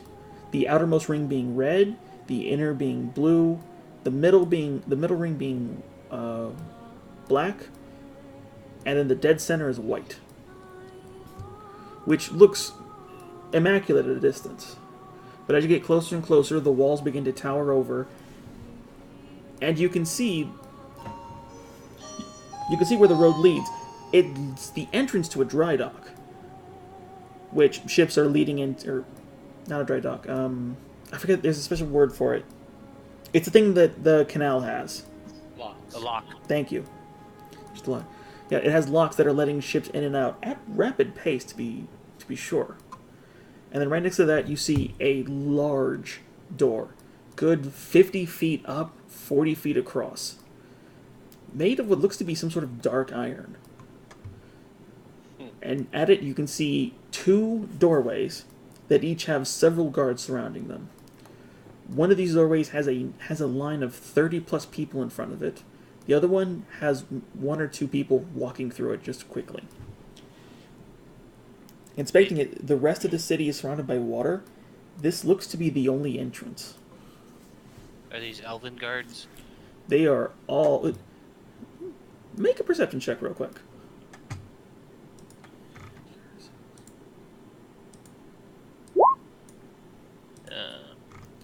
Can everyone make perception checks? Yes. Now then, looking around, you see elves. You also see elves. Hold on, I'm getting there. You hit one of the elves with a chain scythe. All right. Oh, dang. I'm sorry.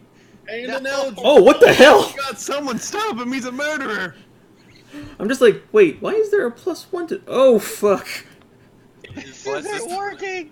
There were Calm elves down, here. calm down. It's okay. All right, you don't get the Okay, bless. Did Yeah, I it perception? worked. It worked. Okay, cool. God. All right, Yanit and Ayaja. This is a really pretty sight. Like, looking through the gate, you can actually see that there is a fully built city. More technologically advanced than any city you've seen before.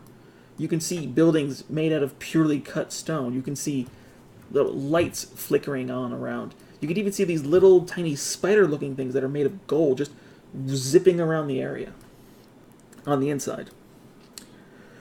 Elenil, you notice that there is a lot of elves inside. Past the gate, it's just almost purely elves. Aromax, you can tell that all the guards are elves, and that all the people coming into the left side, the more vacant side, are elves. Bran, you notice something in particular. You notice that everyone coming into the city on the right, the line, none of them are elves. Or if they are half-elves. But the big thing you see is there is no demi-race to be found. It is all prime races.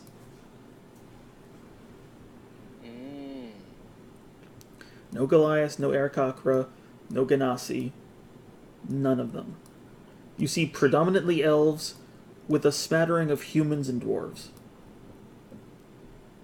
Oh, we're in the Bantustan, aren't we? I just kind of look at my party before we get too close. Welcome to the Emerald Glades. Beyond these walls, we will undoubtedly find an entire city of arrogant assholes. So most of us will fit right in if we can manage to actually enter. Oh, don't worry. Don't worry. I can get us in. Oh no, don't worry. I can get us in when he fails. Right. These are my people. I was raised by elves. I know these kind of people. I was raised by elves too. Maybe we shouldn't presume they might have a different culture or things might have changed. I think we just should play it by ear, yes? Elenil and I might be able to get in and see if we can arrange some way to have the rest of you follow us. No, I'm sure they'll beat us with sticks in the process. It just walks up to the door that's got less people on it. All right. I'm going to stay back so as to not be associated with him. All right. I'm gonna walk up to one of the guards and ask how to get in. Okay, let's do the funny one first. Unit, you begin walking up to the door, and the guards are taken aback, but they don't react all of a sudden, but you can see them all notice. And the second you begin to cross the doorway, you just land face first into something. Oh, I don't walk through the doorway. I walk up to the guard. Oh. Okay, then as you get close, you can see that there's a stone slab that just immediately jumps up once you're in 5 feet. The guard is there, and he's just kind of eyeing you up and down. Listen, I know. Bran, stop eating the bowl. Listen, look, I know my appearance may be of that of the lesser races, but as you can see, I am well versed in the ways of the elves, and then I do the only thing that an elf can do, and I dance and do the blade song. Okay. I'm going to ask you to make a performance check. I get advantage. I know. Bless that advantage. I know. All right, you basically begin doing what is the elven equivalent of the slow waltz, and it is actually very elegant. There are motions in there that should be physically impossible for a man of your size, that you just fluently do into. But though some of the guards are impressed, you even get one or two that are clapping. The one in front, who seems to be the oldest out of all of them, is just looking at you confused with one hand on his hilt.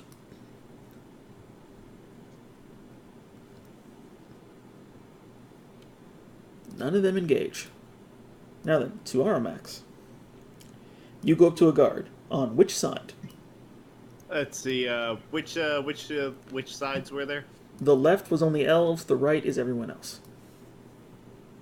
Let's see. I'm gonna go on the right because I'm not an elf. Alright, getting closer, you can see that.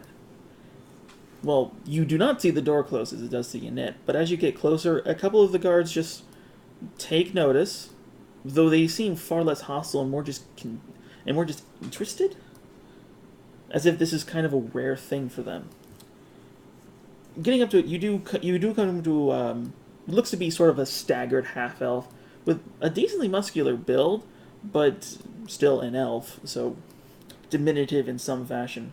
But you can definitely see that he has this really elegant looking armor that seems to be almost made of glass. And as you get up to him, he's just looking at you and waiting for something. I just keep on walking. Yeah, after a few seconds, you get like right up to his face.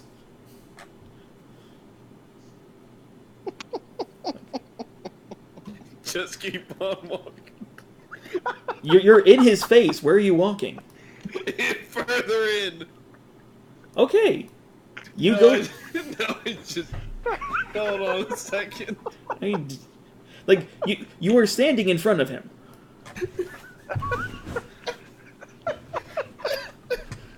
Hold on.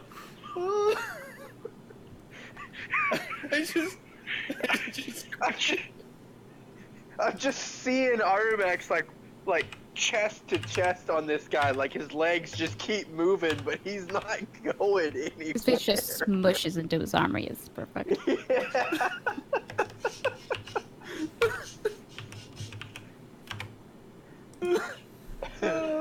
You got this, buddy. You got it. I got masterclass armor. Yes, no, I agreed him. All right, and he basically responds with "Good morrow." I had this in my other book, so I don't know what it was. It was a specific line, but he gives a greeting that's inquisitive. It's like he doesn't know what's happening right now. This is the correct entrance for visiting, correct? I mean, yes, but you're gonna have to wait in the line.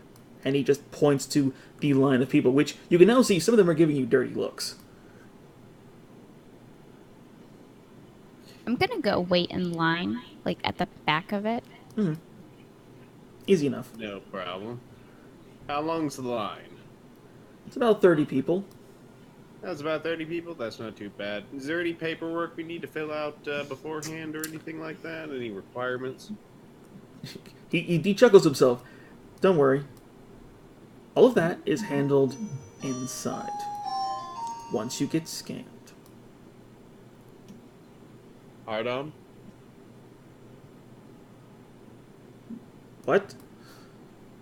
No, I did not hear you. Oh, everything that you'll need to fill out will be inside. Once you get scanned.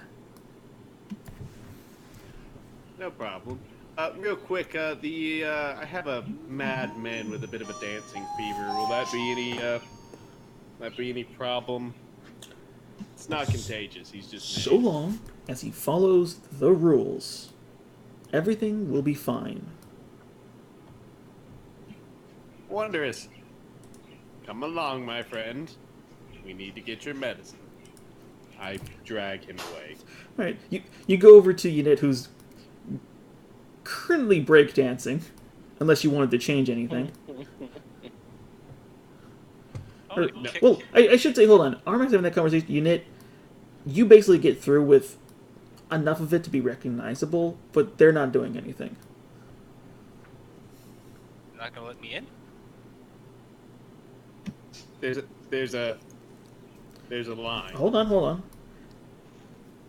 Do you have a pass, sir? Do I need a pass? I have been accepted into the High Elf family of Tom Nee from, and I don't know where I'm from because we never got into that. Yeah. Why should I have to wait at a door like a commoner like them? From Tareen, correct? Correct. All of them are commoners in comparison.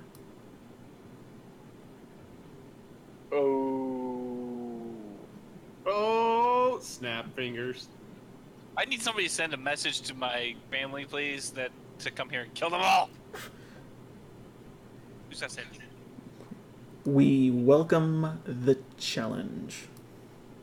This city has survived 2 centuries against the endless expansive of the dangers that under the dangers and uncivilization that this city has to offer. There is nothing outside of the city that could harm it. So unless you have a pass, you need to go get registered. Bye. Can I have an expedited registration process? We do have badges. You can show them Those the badge. badges will mean nothing here. It, Those yeah, badges mean nothing. yeah, you show it to him and just like, that is pretty. I don't care. Fine, I walk over, join the others in line, but as I'm walking away, they go, my God, fade ring. Yeah. I wonder what the scan is. All right. Well, as you and your cart begin to walk into the stands, which you're not alone. There are other people who have like covered wagons and such. It does take about another 50-odd minutes before you can see that somebody gets moved in, and then the line pushes up a couple feet and then stops.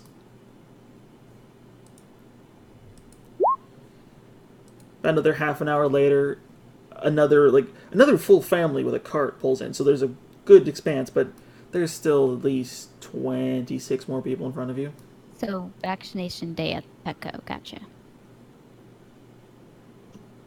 Is there someone next to us we could talk to figure out what's going on? Or just be nice and friendly. I mean, there's another cart similar to yours there, and basically the driver is just like drinking heavily. He seems to be dwarven. I make small talk with the dwarf. Alright. You go up and you realize that it was dwarf-esque, but it's really just a fuzzy halfling. So the heavily drinking is probably kind of mundane for him. And he offers, small pedants, hi, how are you? How you doing here? This is shit. Like, the smallest of small talk if you're just trying to talk for the sake of being not bored. I'm just trying to get him to ask him, you done this before? No. If I had done this before, I wouldn't be in the line. You look like you've done this before. I've been to the city before. Ain't never been through this. How's the city? Is it full of assholes? Built by 'em, houses them, makes them. Is this Told process new? They change it every few years. Better than last time. What was it last time? He just sort of shudders for a second and just says, "It's better than last time." Oh, it had a long glove, didn't it? Just goes back to drinking. Aramex, I have a feeling there's a reason our friend here drinks so much. Yeah, his wife left him. Are we What? still waiting outside the city, just out of curiosity? Yes. Yeah, we're in line. We're doing that line trudge, Like- that you do at the bank. Oh my you god. you got here about noon, and right around 6-7 p.m.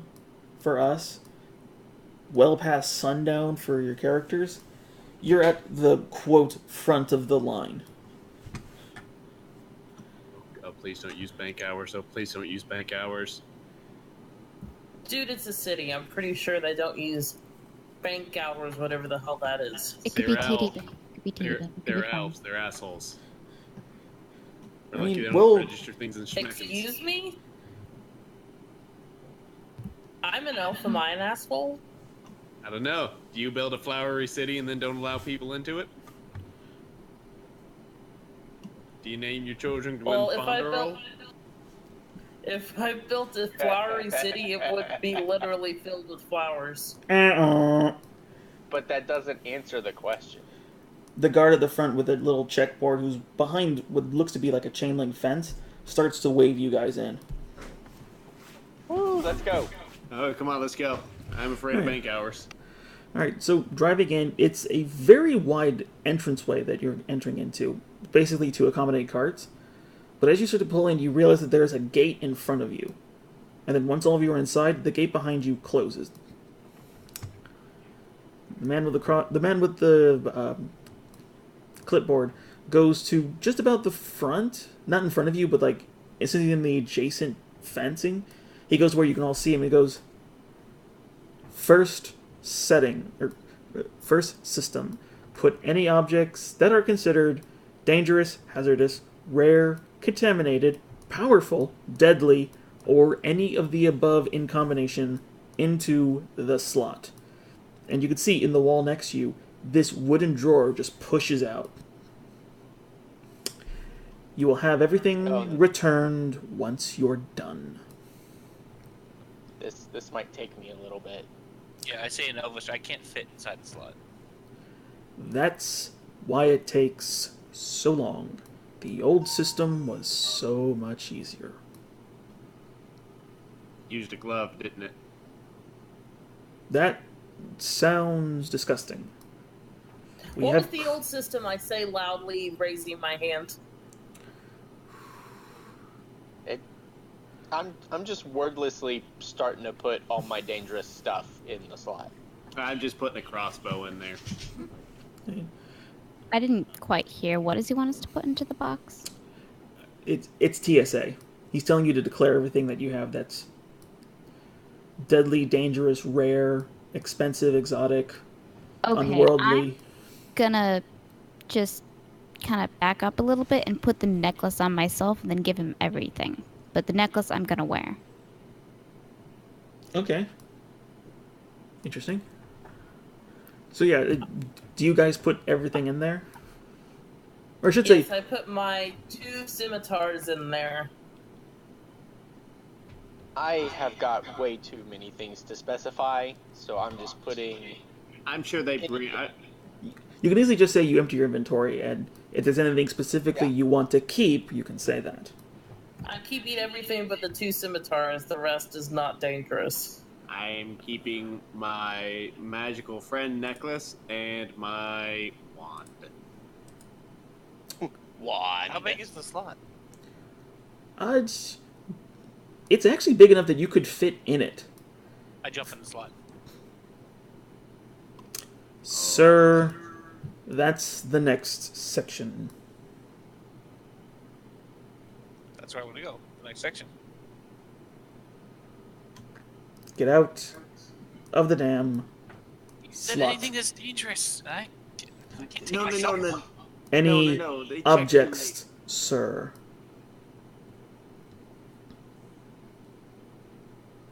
In it, you are literally being the reason why this takes so long right now. Inorganic materials. That's one way of looking at it. I take out the footlocker out of my bag of holding, and I put all my weapons in the You footlocker. don't have a bag of holding.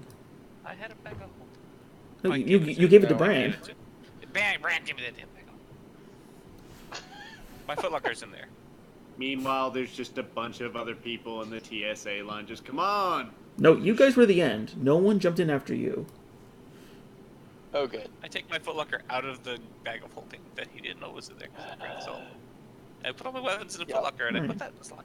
All right, and for the record, I am going to add that to the weight. The bag of holding was nearly full. It was What? just a I've footlocker. already- It's almost empty. I just emptied it. Yeah, I just emptied Yeah, it. just put some armor on. Oh, wait, no, all that you stuff. did spend some money. So yeah, it would Yeah, be I just lighter, emptied, like, but a whole lot. remember, it only holds 500 pounds.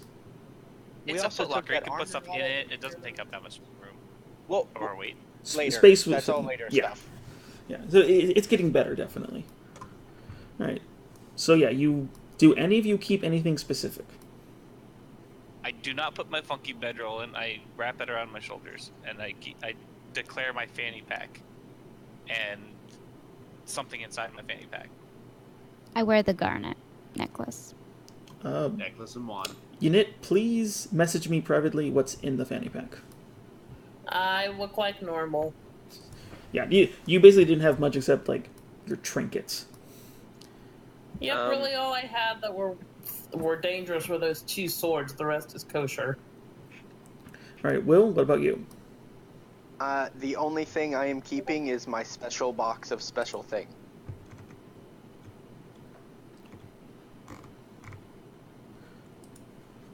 All right. So then, yeah, I basically understand what's in there.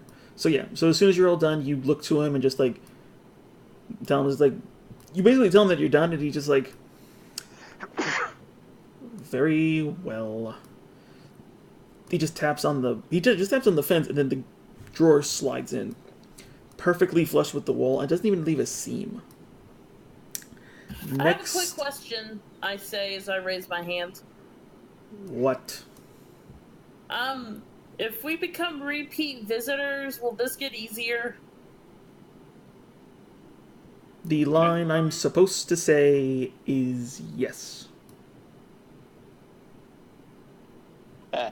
So does that mean it doesn't? I wouldn't know. They Okay, changed the guard. Thank you. Next. I lean over to her and say, "It doesn't." Alright. So, I lean back. Well, that's stupid. You know, if we keep coming back, we should get like a card or ID thing that says, yeah, we've went through the check and we could just go straight through. This is crazy. Elves like to make people do stupid things because they think they're better than other people. No, Not all stupid. elves. Yeah. These elves must be a-holes. The elves I know are not this bad. You're like wood elves and things. You've got like nature and weed. They don't have any of that. yeah. They have people to protect. We should just calm down, please. We should respect their customs. There could be a reason they're doing this. Maybe they have an enemy or they're something they're afraid of. We shouldn't just assume they're doing this to be, as you say, assholes. I would bring this up. You all do know that all of the major cities on Assyria were attacked by Abgor recently. As in full-scale invasion. Whoops. Yeah, so it's fully Nah, they understandable. were assholes like that before then. Oh, absolutely. You don't build this shit in a day. It's Although- a really nice city, though, and doesn't stay nice unless you're exclusive, let's be fair. Speaking of assholes, as you're moving through another section, you can see this big metallic sign that says, "Thank you for using Tailwind's. Thank you for using Tailwind's security checkpoints. Tailwinds, because the wind always has your back." And it has this pompous-looking SOB in this 3-button silk tunic with like full leather tails, like stunning cuffs that are almost as large as his fist itself, and you can see him with this slicked back hair just tied up into a neat bun behind him. He is definitely elven. I just take her by the shoulders and I just point and I just go, I think it's actually kind of cute. No one else? All right. He looks like someone who has never been without a trust fund. Yeah, I'm not a fan. I prestidigitate it and make it all like completely dirty so you can't see his face. You can prestidigitate the other direction, by the way, not just clean. You cast a spell? That's not nice. Prestidigitation? Confirm, you cast a spell? Yes. Alright. The second you start writing, the entire area gets lit up in red lights. And just this big klaxon starts going off. The entire room is deafened with the sound of moving soldiers and alarms. I start screaming really loud because of the noise. I sashay away from this person. I also sashay away from this person. I'll step forward to intercept the guards. Oh, Not like in a but as a friendly kind they're of. coming into the part where the guy with the clipboard is. By the way, he's just standing there. He's not giving a rat's ass. But yeah, you see about a good 30-odd individuals, full plate, just like come up with swords at the ready. And as soon as they get there, all the alarms and lights stop. Hello. Sir, this is a no magic zone. Please refrain from casting until you're in your designated area. And Nova say, hey, you might want to put a sign up that says that. And all I did was cast a little bit of dirt on someone's face. So. There's a sign over there. Oh. It's fine. Guys, please calm down. It's just a I bit of start a prank. screaming really loud as the alarm No, over. My No, ears it hurt. ended. It ended. Sweetie, no. Oh my gosh. Yeah. I I just take a few deep breaths. Oh my god, that was horrible. I don't like that noise. I just walk past all of them and I just start talking to the clipboard guy and just like, I'm here to be scanned. Can I don't try know to those trip people. him as he walks by? Sure. Try. He just Make a dexterity check. Armax dexterity save. We're just making the best first impression. To be fair, it's your first time going through an airport. I feel like Asia's the mom with a bunch of toddlers. Absolutely. I have done nothing. You cast dirt on a man's You blew up a face. ship. I did the Yeah, dirt. that's He not did really shit. a toddler thing. Somebody said you couldn't play with their train set anymore, so you kicked it. With fire and meteors. Yeah. Yeah. You should have known Armax would do that. Alright, but back to it. Yeah, Armax, you go up to try and talk to him, and you just feel this foot catch you in the talons, and it trips you up, but as an Arakakra, tripping is kind of a thing you've dealt with, so you just start fluttering your wings, and though you went prone for a second, you're back up in an instant. Here to be scanned. Don't know any of these people, except for the one that smells of good berries. Remex, please come back. I'm sorry about this. What is your military or soldiers called? I don't want to call you the wrong thing. We are the Tailwind Private Guard. Ooh, that sounds lovely. Oh, it doesn't And sound you're uptight at all. It really isn't, but it pays immaculately. Hey, Wonderful. not to be rude, but can we just get this along? I want to get in the city. That's I wanna- the idea. And he just sort of like raises his hand, and you can see the guards just start storming out. A lot like stormtroopers. Disorganized, but still in orderly fashion. They seem nice. Right. And so he has you pull up another about 5 feet, so that the sign that we were about to deface is currently looking over all of you, which you can now tell the eyes on it are literally looking down at you. Right. But then, again, the door behind you closes, and another shelf opens up. This one a lot deeper than the last one. Please put any storage devices, containers, portable Even dimensions, non-magical ones? non-magical and magical. Anything that could be used to hide must be put into this shelf. You will have it. throw in my backpack and keep my shield. You have a shield? Yep, I have a wooden shield. Yeah, there was a thing on this in the last one. Yep. Huh. Right. I stay far enough away that I usually don't need to use it. If it's made of wood. That's fair. Yes. Right. Oh, yeah, you have the Sultan's scimitar, but you never use it. I will get to it. I swear. I know. I'm gonna cut a piece of cake with it. I am wise. Damn. Right. So yeah. So all of you put your storage devices in.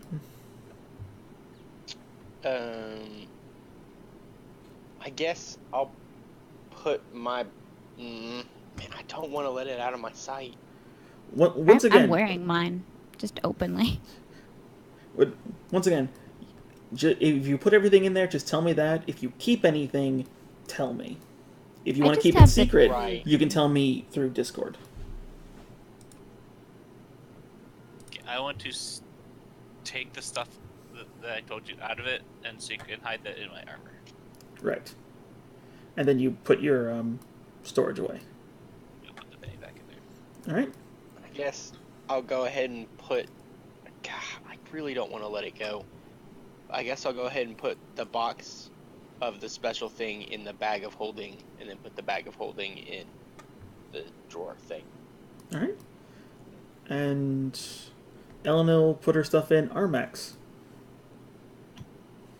You put your what in me? No, are you putting your backpack in? Let's see. I'm putting the backpack in, but I am making sure to keep my necklace and me wand on me. All right. So yeah, so all of you put your things in, and some of you keep your things out. And then you signal him again, and the drawer starts closing. The gate in front of you opens up, and you can see there's another gate and another space just open enough for you and your cart. And again, you are led through. Although this time you do see something different, as there are multiple different signs along the wall now.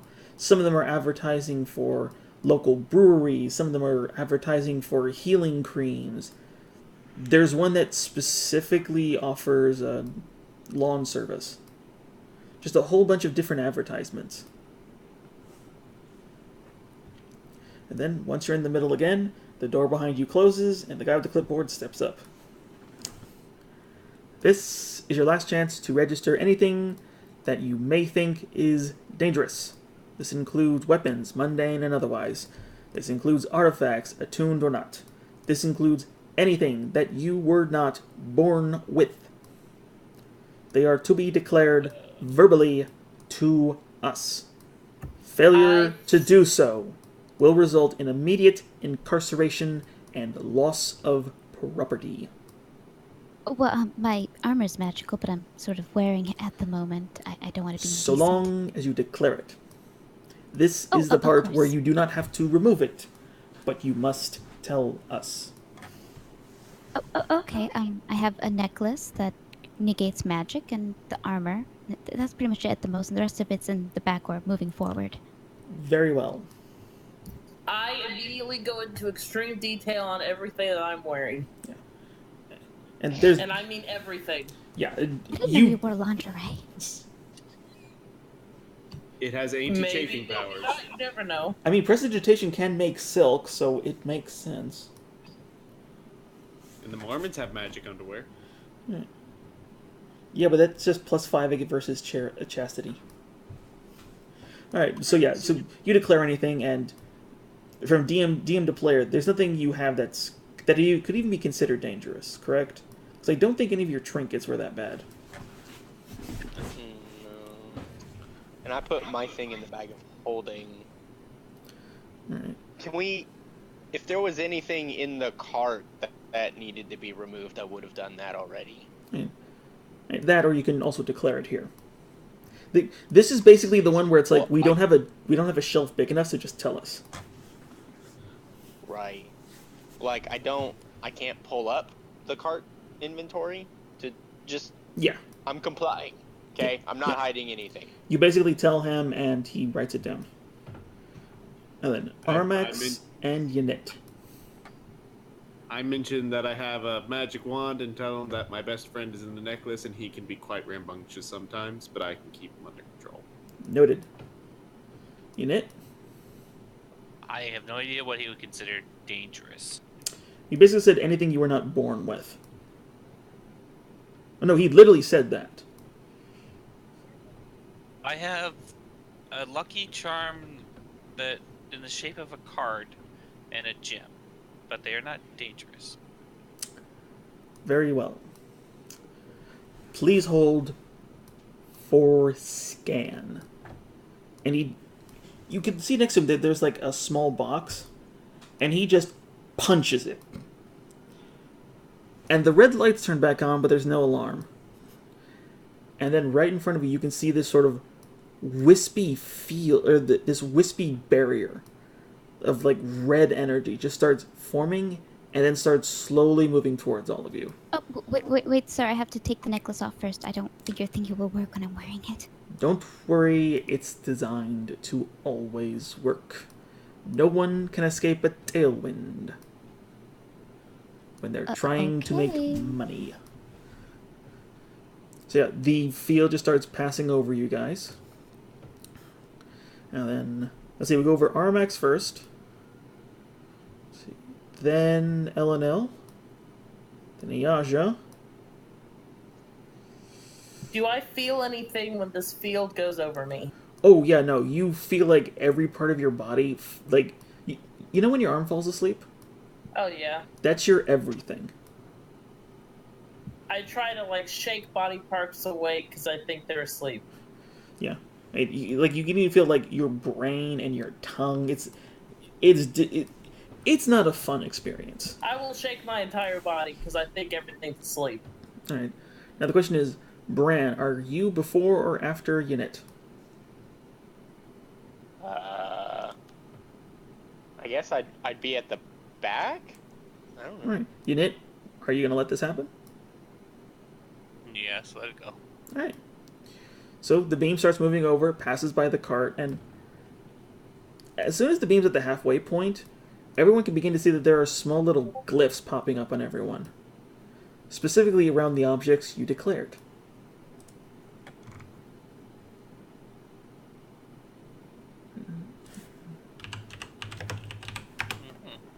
Alright. But as it passes over Unit, it not only stops, but it re-triggers the alarm. And again, the stormtroopers start coming out. Just hut, hut, hut, hut, as these big klaxons start going off, even louder since you're literally underneath the alarm.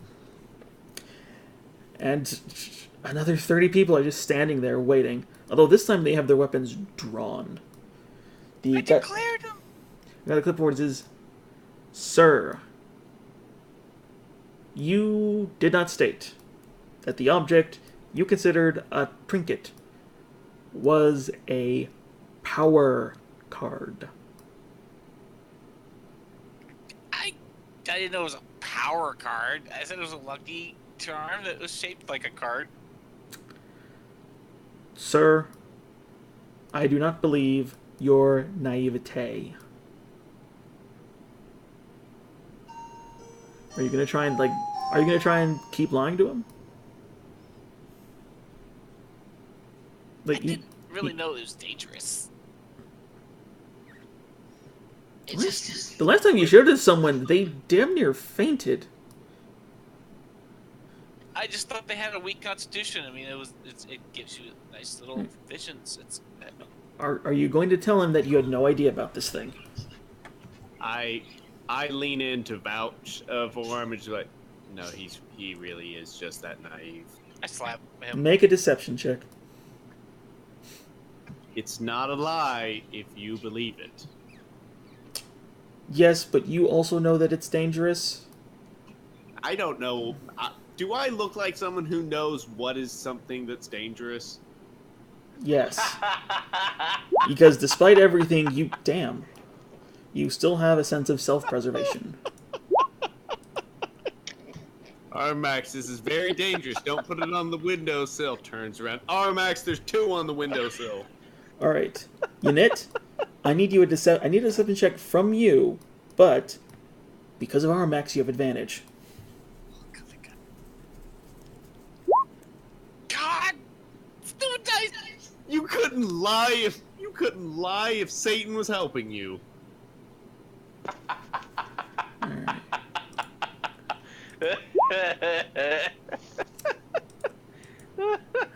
They're gonna take your card. Alright. Not my card. Alright, so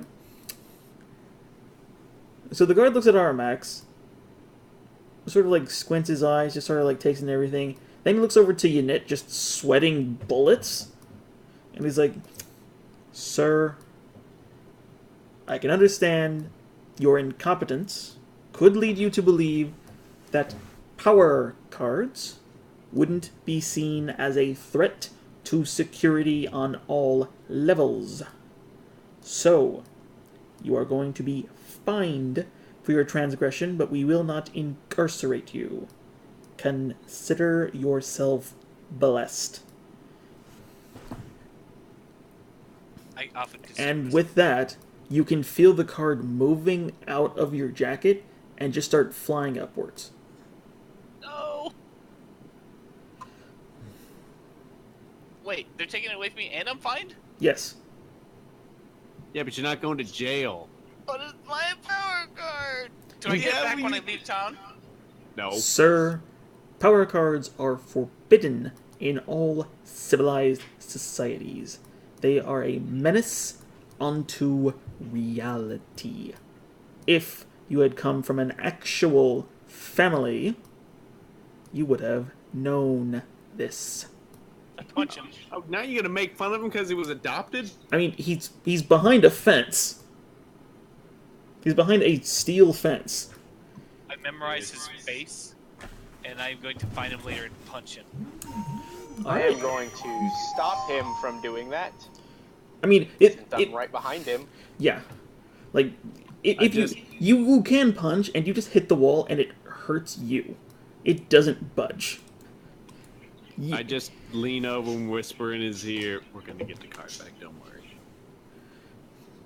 And you just see it just get whisked away. And I presume you registered your armor, correct? I put my armor with my weapons. I'm shirtless. Oh shit, that took a while then. Fuck. Alright, so then yeah. Time. So then yeah, as soon as that's away, the top of the gate closes. And we will continue from here. And then the wall just starts moving again. And as it passes over Bran, it then reaches the wall behind you and then deactivates. And now all of you can see like there's these weird glyphs over everything. Not like sort of floating off. Like I don't know how to exactly describe this, but even you guys are able to see what everyone else has equipped or on them. And I'm going to ask Ayaja, Bran, and Ynit to make a perception check. Oh god. I am not a skill monkey. Yeah, that's why you typically have a party. We need a rogue, yo. No! Okay. Alright, so Bran notices it. It took a second. So Bran notices it. You notice that where you... around Ayaja's neck, in Ynit's front pocket, you do not see a symbol over their aspects. Oh. Well, that's good. Hopefully that means mine will go unnoticed. Right. And then, once all that's done, you just see him write down a few more things. Very well. Please proceed... Sorry. Please proceed to processing. And the gate in front of you opens up again, although this time there's one more gate in front of you and it leads to the outside. There's people there. But the wall to the right opens up slightly to a 5-foot doorway. Again, made out of the same iron fencing. Once you get done with processing, we will return your objects and your vehicle. Can we please just hurry this up? This is taking for goddamn ever. That's up to you. Like, the next door is open. Go faster. Just calm down. Just do what they say, and eventually, someday, they'll let us go to the magic. This is still taking forever. Well, you know well, you know what they can do? They can do additional questioning, which lasts forever. Let's not entice them with that. So yeah. So you all get sent to processing? Yeah, let's go process. I just want my stuff back so I can find this guy and beat him up later.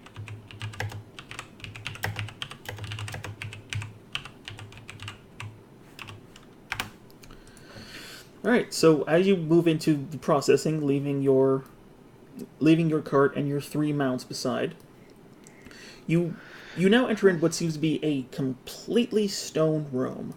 The floor seems to be made out of segmented tiles, and every other tile there seems to be a drain. In front of them is what looks to be a chalkboard. Onto the other side, you can see another door, though it's a solid iron door, and to your right, to the back of the room, you can see one more door, though this one has a tiny slot that can be looked through. Once you enter into the room, you can see that 5 chairs lower from the ceiling and set down. They look like barber chairs, with a kickstand and a headpiece.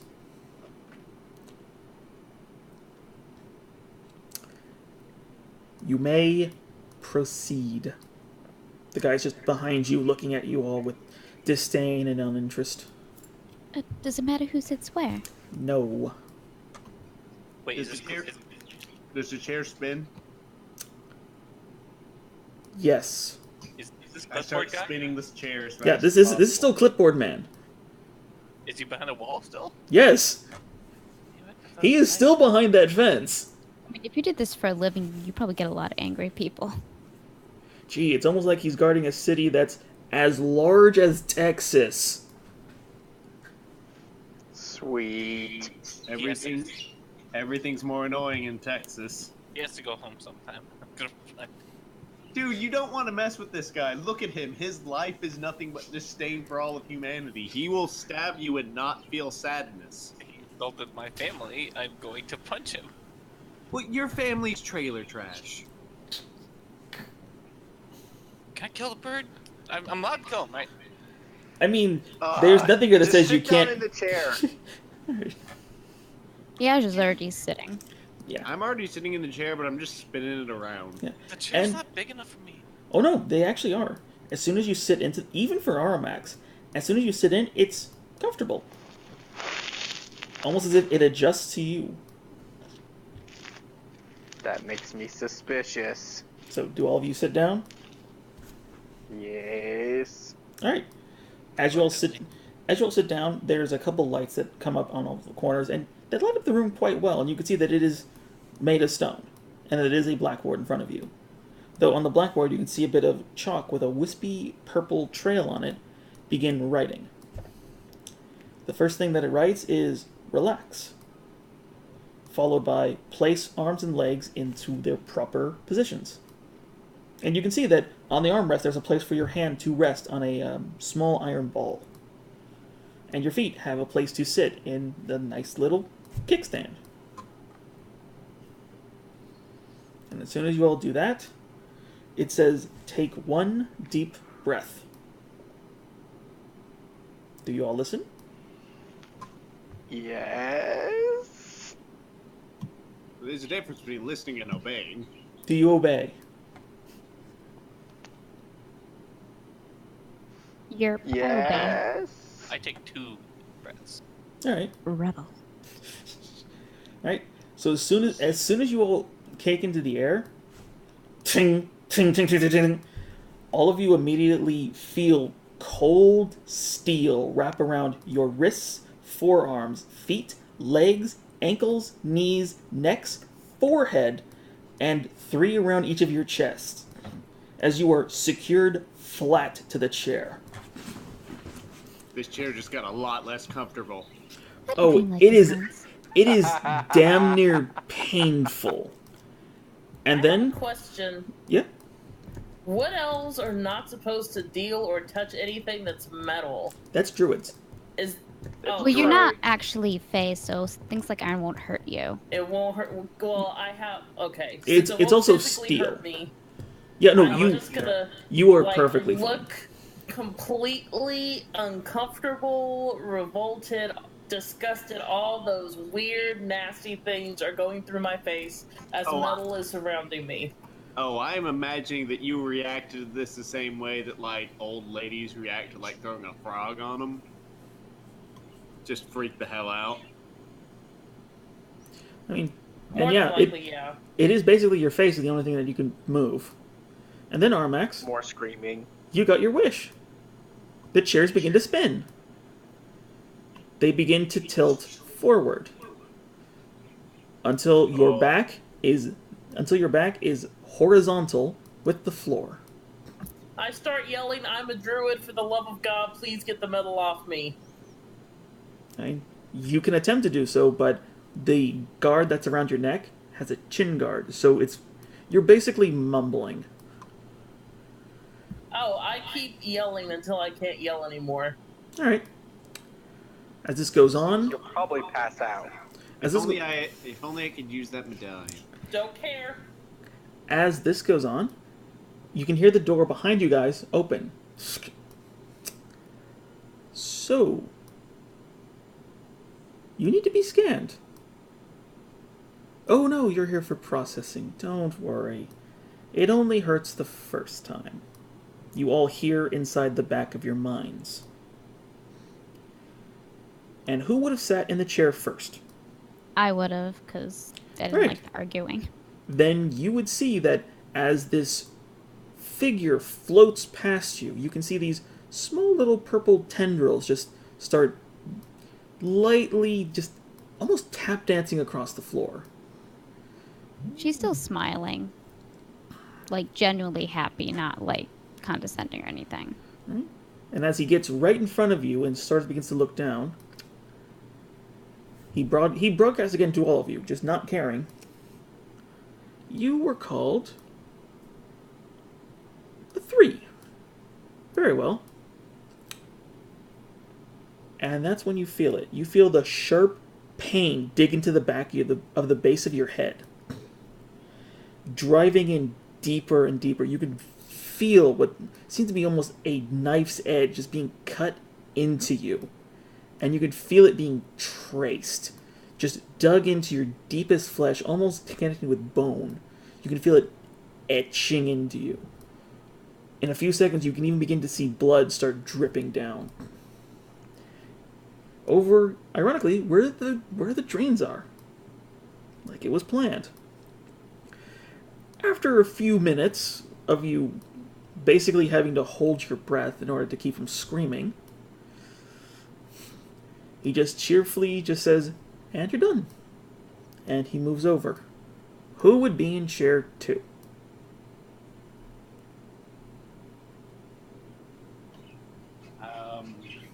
I guess me. Alright. He looks over to you and you were a 2. Well, aren't you special? You have no idea. You had no idea. Basically, your range of speaking is when you're at the dentist and they have the jaw brace. And yeah, and then you can feel him just sort of pull your feathers back, and then you too feel a sharp pain dig inches into the back of your skull, and then just start going down into your neck. And even you begin to see the small pools of blood begin to fill up on the drain beneath you. Who would be in chair? It's a bolt gun is gonna kill the chicken. Who's in chair 3? I'm in 3. All right. So once he's done with Armax, and it took a while with Armax. Yeah, too cheap to shave. He then moves over to you. Oh, Bald. That makes this so much easier. Let's see. You were... Ooh. You're a bad boy. You're a 6. My first 6. And then just the quick stab into the back of your skull. And again, just the long drawn cuts into you. You can almost feel sinew being ripped apart. And out of everyone, you pull the most blood. Whoever is next to you, on your left and right, can see the cups of blood that are being etched out of you. And it takes him about a good 5 minutes for each of you. 4 for Unit, because he could see what he's doing. Who's in chair 4? Come on, do not deny the DM's chance of torture. I'm in the last chair because I refuse to sit in the stupid metal chair. Alright. Well, then that would be me in 4. Alright. So, after the few agonizing minutes and 1 medium-sized pool of blood, he then moves over to you. Let's see. Oh, like your friend. A 4. Oh well. And then jam.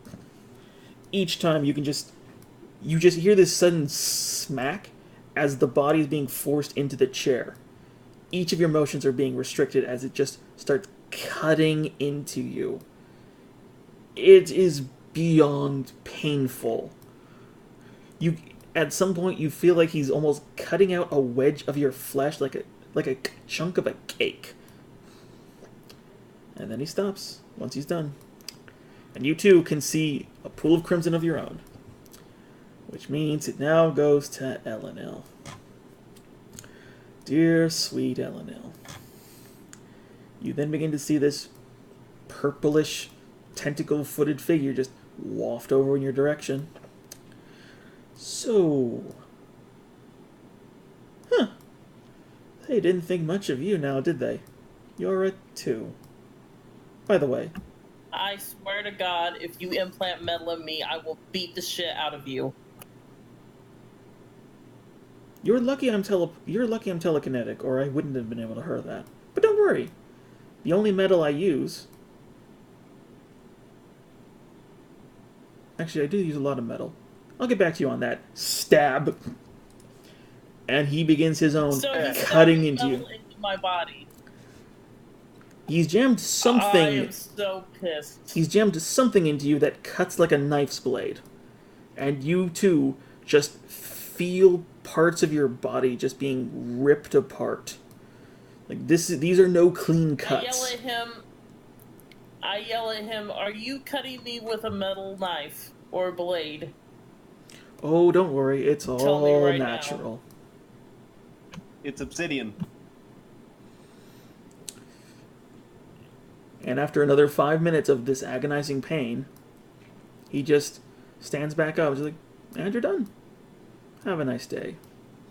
And you just see him drift off. Place. You can hear the door close behind you, and the chairs begin to spin again, back to their original positions. And after a minute, you can see the little chalk on the board say, welcome to...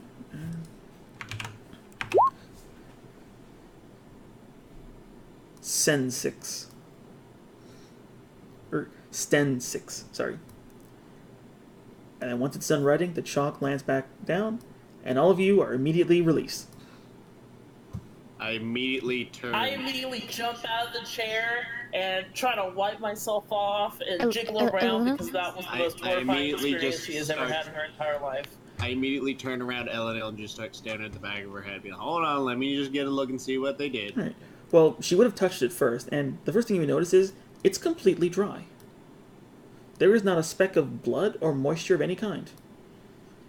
And looking at it, Armax, you can see that there is a small purple tattoo that is the outline of the number 2, with a circle around it that's written in Elvish script. Excuse me, sir. Think hard to spell into your process head. For? Oh, he's already gone. He went into the back room and closed it. Alright, I'm gonna just... Nobody's actually injured, though. Nobody lost hit points.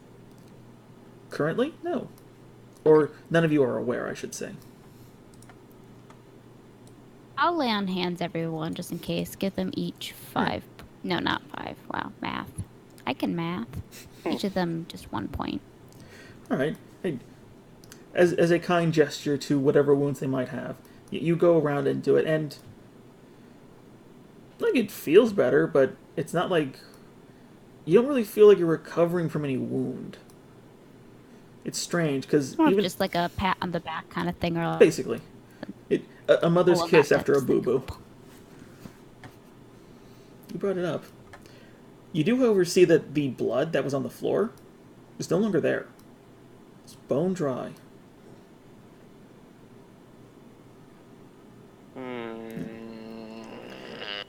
And I'll just say for the sake of levity. Fuck, I can't talk today.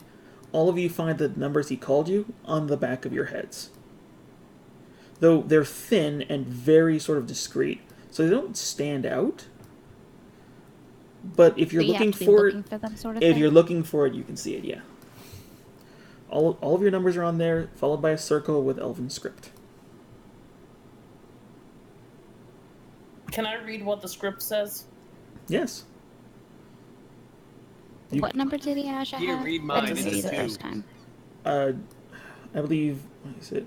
Bran was a 4, Armax was a 4, Elenil and Yaja, I believe you both were 2s, and Yanit was a 6. Yeah, it was a 3. Thank you, Asia 3. I thought someone was a 3, but this is what I get for trying to do this thing in real time.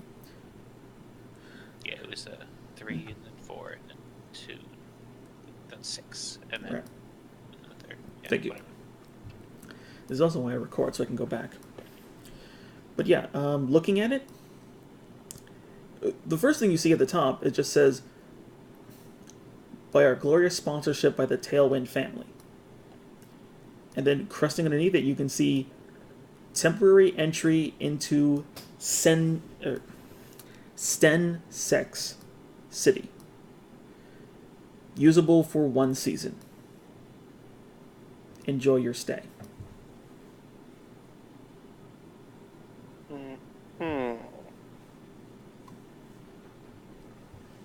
Well, I don't expect there to be a gift shop here. Well, as you say that, the other door that was in the room slides open. And you can see, well, not daylight, but you can see light. And you can also see your cart. Where's my stuff? In the cart. Going to inspect, you do find a large chest that, when opened, contains all of the belongings you put into the shelves. It does not contain the card. You do also find a bill. A bill for 600 gold pieces. I give that to you, Knit. Yeah, What it is is. It is all in Elven. I speak Elven. Yeah, looking at it, it looks like it costs 25 gold pieces or 250 gold pieces to be processed. Then late hassling fee. Then followed by was it? Sorry, I cannot talk today. Followed by inappropriate actions in indirect response to authority figures.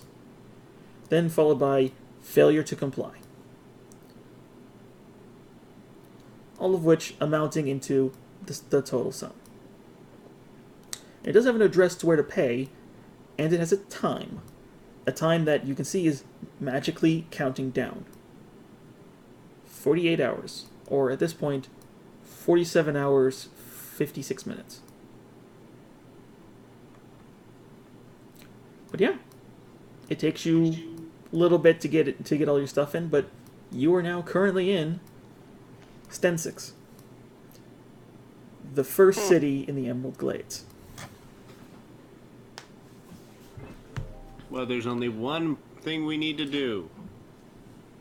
Sit Let's- here and wait for that guy to come out. No, there are better things to do than to wait for a guy at his work office space. First, He was just doing his job. let's go to a tchotchkes. We'll get some drinks. It'll be happy hour. I don't think they'd have a tchotchkes. They have a tchotchkes. Every Alright. place has a tchotchkes. I will say this, for the sake of time, you do find that there is a bar just across the street. A place called the 8 Fairies Inn. Upon Is it all metal in there, or is there actual wood I could sit on? Oh no, there's actual wood. The only Okay, metal in thank there God. is the music. Yeah, as soon as you enter in, it's kind of empty, but there's a lively attitude. There's a bar over by the fireplace, telling a fine tale, and you can see that the barkeep is there. And as soon as you all walk in, he's like, come in, please have a seat. We do have wrong accent. we've been having a special today of meat, and my wife just made beautiful pork buns. Cannot recommend them high enough. She put a little bit of herself in every one. So, how can I help you all? I'd like a seat by the window facing the guards. Where we came to. Yeah, this bar it's a dive bar. There are no windows. I make a window. I think Armax could actually. Excuse me. He's really mad because one of the many guards there is an asshole, and he's just really, really, really upset about it. Tried to smuggle. Yeah, That'll happen. Yeah, he had a playing card and he thought it was a lucky card. It turned out to be a magic special card. Power card. Yeah, this town hates them. Yeah, so could I have like a really, really strong drink and could you just ignore him? Of course. Will you be staying the night? Of course, of course. All right. For individual rooms, it'll be 3 gold apiece. Unless you guys want to share the common room, which it'll be just 2 silver apiece. How is the common room looking? And he points over to it, and you can see mattresses in the floor. And that's about it. I think we can afford the private. Yeah, we'll go with the private rooms. All right. Then each of you or the party pays up. I'll go with the common room. I like people. Okay. I mean, he'll ask for the silver, and he just says, "Do be careful." Oh, I'm sure they're all lovely. Is there a window in the room? No. Private rooms.